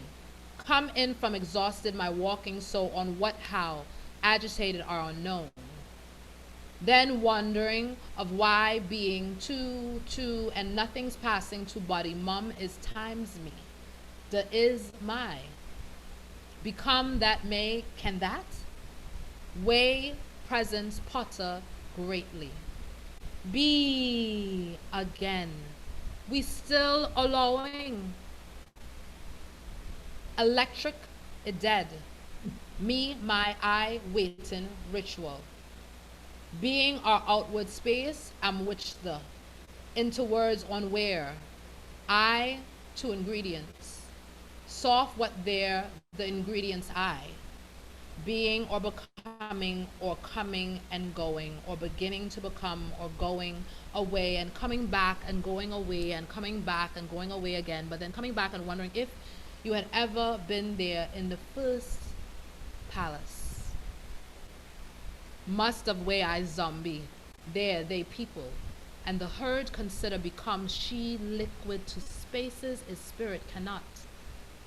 Work identity night it and that no riches a party something be and take dreams I feel make I'm dead walking with product or come in moves and my X is of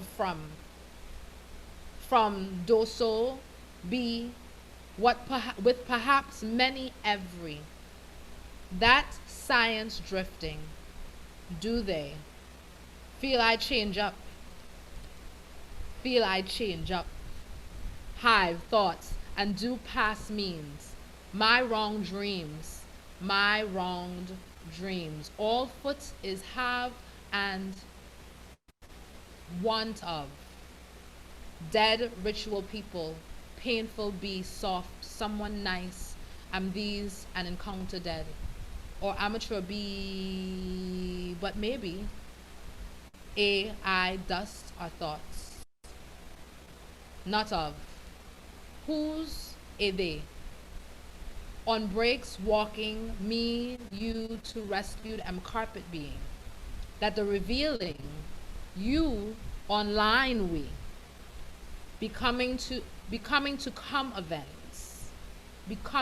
come events around awakening through perhaps cannot walking passing in bring the begin morning trance in very be and the respond cannot walking passing in bring the begin morning trance in very be and the respond high low openness foot and the and drop at through becoming the ingredients walking start cycling two if progress the always if I meaning heat I each or you pot walking almost results my G nod away dead a do is need it sometimes a do is need it times dead I moment a corazon is want being go on then that between but out sun and who I walk again what circle become dreaming being place and giving and the a naked now the they of coming and out pass nearly steam we too and within see dead they those better dead now lying being or becoming or coming and going or beginning to become or going away and coming back and going away and coming back and going away again but then coming back and wondering if you had ever been there in the first palace not through maybe I'm sheer chanting appreciate that could my bridge being closed my love footsteps the may the of thinking jogging wait my then of thinking jogging wait my then agreed been you here being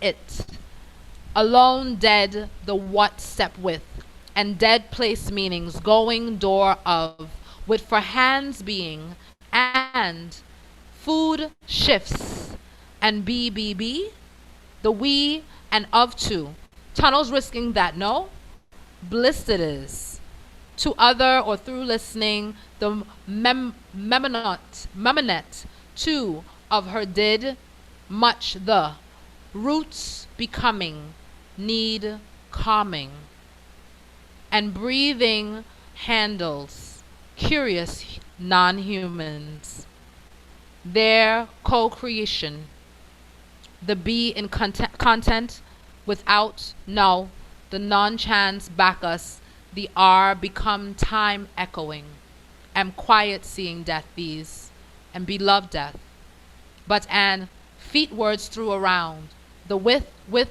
I multiple towards my of I quite years moving.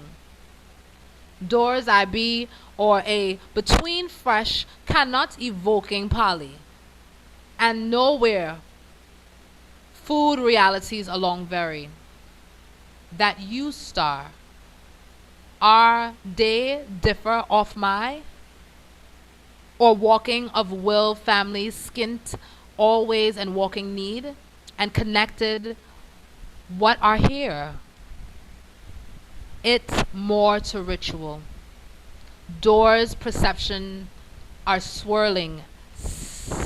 Hope alone slip that voice in space, place walking to. Here be just walking to round in can anonymous matters that do insomnia walking. Her in walk present to cook of as all life witnessing with it else in. Her in walk present to cook of as all life witnessing with else in. Walking, I walk in, I meet, walking to that, and come be, focused, I walk in. No, my conflict, see so are got be daily. I door here to collective every we all. And of being stop, become in, of becoming noticing, liquid, still, with, so the summon, transformation, unwelcome, it must. Be let of there, say close. Wah! On. Dead day. To close off, see become. I, we, F equals do, I. Cycle the becoming, run I. Soon you into together story dead, through dead chant, on with tasted sometimes even. Being or becoming or coming and going or beginning to become or going away and coming back and going away and coming back and going away again. But then coming back and wondering if you had ever been there in the first palace. Different between doors, no. Of again, not me, which interbreaks back the shaped circles chanting sideways only beyond process. Zombie. To its thought. Pass invisible away, Hebden dead, lift doors better eye. Let come as, and confusing has walking, of course, dead, the being is can mix heal, this is never. All time can. Something it. Glance, stretch. Walking, remember these alma is dead thing. Actuality and the I find make when the come know cycles to. Inside the of is walking and goes I circularity and stop or and life could been something. It all what underworld the ones and becomes. Complete door clapping and greater becoming. Stop me. They replaced. He sloth. Ot bopo means can of in could comely. To so what feel the become with. Breathing from what sharing can walking me. And the solidify that chanting competence around of circle the going. Dances will her or the they of we, me, amnes, I first, and is happen after or other in me, in and me is. Babies give. In practiced, with away, being death. Own door, the doors come on, going, becoming. That party beginning, or being. Need ethi. Walk are. Same every is. day, but I then let entirely walking be pat. I stay less. Something, my movement, being or becoming or coming and going or beginning to become or going away and coming back and going away and coming back and going away again, but then coming back and wondering if you had ever been there in the first palace. Cut me ingredients, was and no walking, touch, external memories, the multiple illusory, what you to leave, dead me. Keep to dead. And why against only? Of lifting is sweet, no. Space I begin cooling bad. In again. The behind in I. Ritual full digest. A wrong dead, open, am. Play or let's, on it. Breathe, it be in don'ts, action can now with transiting and welcome around dead, pregnant. Beside a am, to have walking again, and or my party. Cars up worse potential, it that and cannot into what there. It very things updo with pondering. The want be I, to of move doors that already. Dead me walking. In can hear like be looking from so shall all to that the morning of with and the different day every is over. Different day every is over. Tio, the walking games dead, grave every never, kitchen the watch going into come do time and the it's the rotation in flesh so and flood am future here need my house song nut when movement from walking saw the me nut me walking I familiar real same but in without air terms quarters sidewalk and be done it remembering it change the last no not can't melt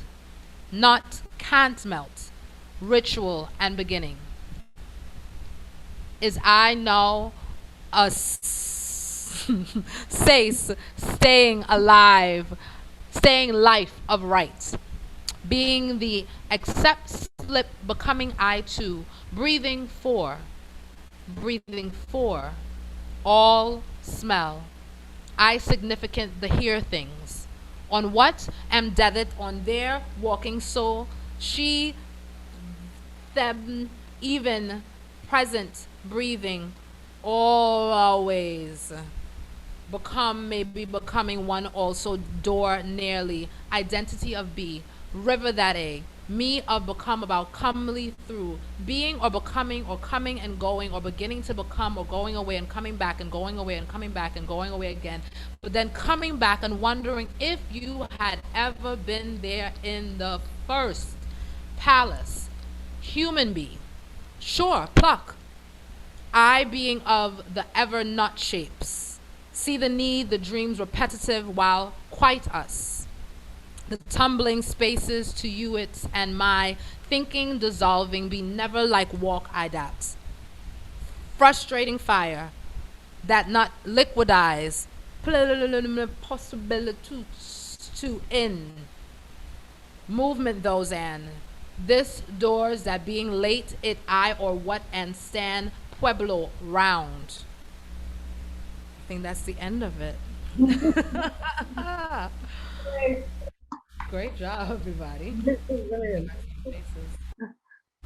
Wow. That was fun.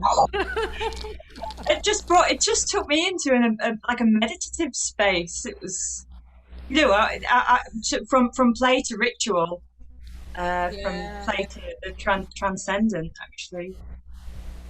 The one thing I wanted to play on mute. The one thing Claire want to say something.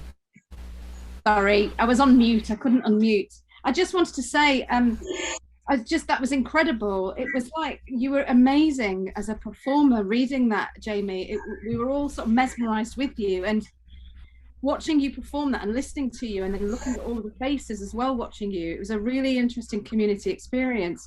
Something else was going on. It's something that we were transcending, or something special was happening. I thought it was absolutely fantastic. A sense of real duration and commitment to play, and I just thought it was wonderful. So thank you for doing that for us. Sarah, I didn't mean to interrupt you then. I was sort of half muted, I think. Are you there, I just wanted to share one thing. Our limbic system is that space of borders, right? So what we've experienced today is crossing our own borders and our liminal spaces and this limbo space, and entering into each other's spaces of limbo through our limbic system. So that's all I wanted to say. Thank you all for participating and being so great about sharing those. Really great. And thanks for the commitment to reading it. It was just felt like, because we'd all contributed to writing it, then we had someone as wonderful as you reading it. So thank you. So we come to the end of our fantastic evening. I hope that you've all been inspired. I hope that this has done something for you all in relation to who you are as artists or academics, or where you are in the world with practice, in terms of how we move forward and how we can think about our approaches to making performance work in the context of playfulness, that we might have learned something from tonight. I think we have, for sure. Sarah, have you got a few words before I thank everybody? That's what I was just going to do. I was just going to thank everybody so much for contributing their art, for taking time to listen and taking time to join us as a new community tonight of those who really are engaging in play in some shape or form during this pandemic. And yeah, thank you for your questions, comments, answers, and all of your contributions. Really appreciate it. This is going to be a great source for us to start our new research group on play and playfulness. So all of the transcript and all of this recording and all of the things that we've brought up, Claire and I are moving forward with that via a research group. And we sort of want to have an international research group. There are no rules to these groups. We can make our own group within York St John, but we can open that out to international guests and artists and people that are in the room that want to join us. So please do get in touch if you want communication in the future. I want to thank you, Sarah, for hosting with me tonight. Thank you very much. I want to thank Siara and Luanda. You're in the midst of making performance work through education in a time where a lot of your time spent learning in your bedroom or in another room of some sort. So I just want to thank you for being so open and sharing your fantastic practice. To all of the artists that presented tonight and sharing what you're currently doing, it's fantastic. I have to say that I am really inspired. And also to everybody that's just joined us tonight and wrote comments in the chat, they're brilliant comments, and for the really good Q&A. It was a risk that we took, putting everything into 4 hours. That risk always comes with, the audience gets smaller throughout the night, and we understand that, and it's fine. So we're really glad that some of you hardcore players stayed and listened to that final oration, because it was wonderful. And as David Richmond's just said, it was like a modern day Carawine. It was a beautiful reading. So thank you. Any last words before we leave, or any comments, please put them in the chat. We'll collate them.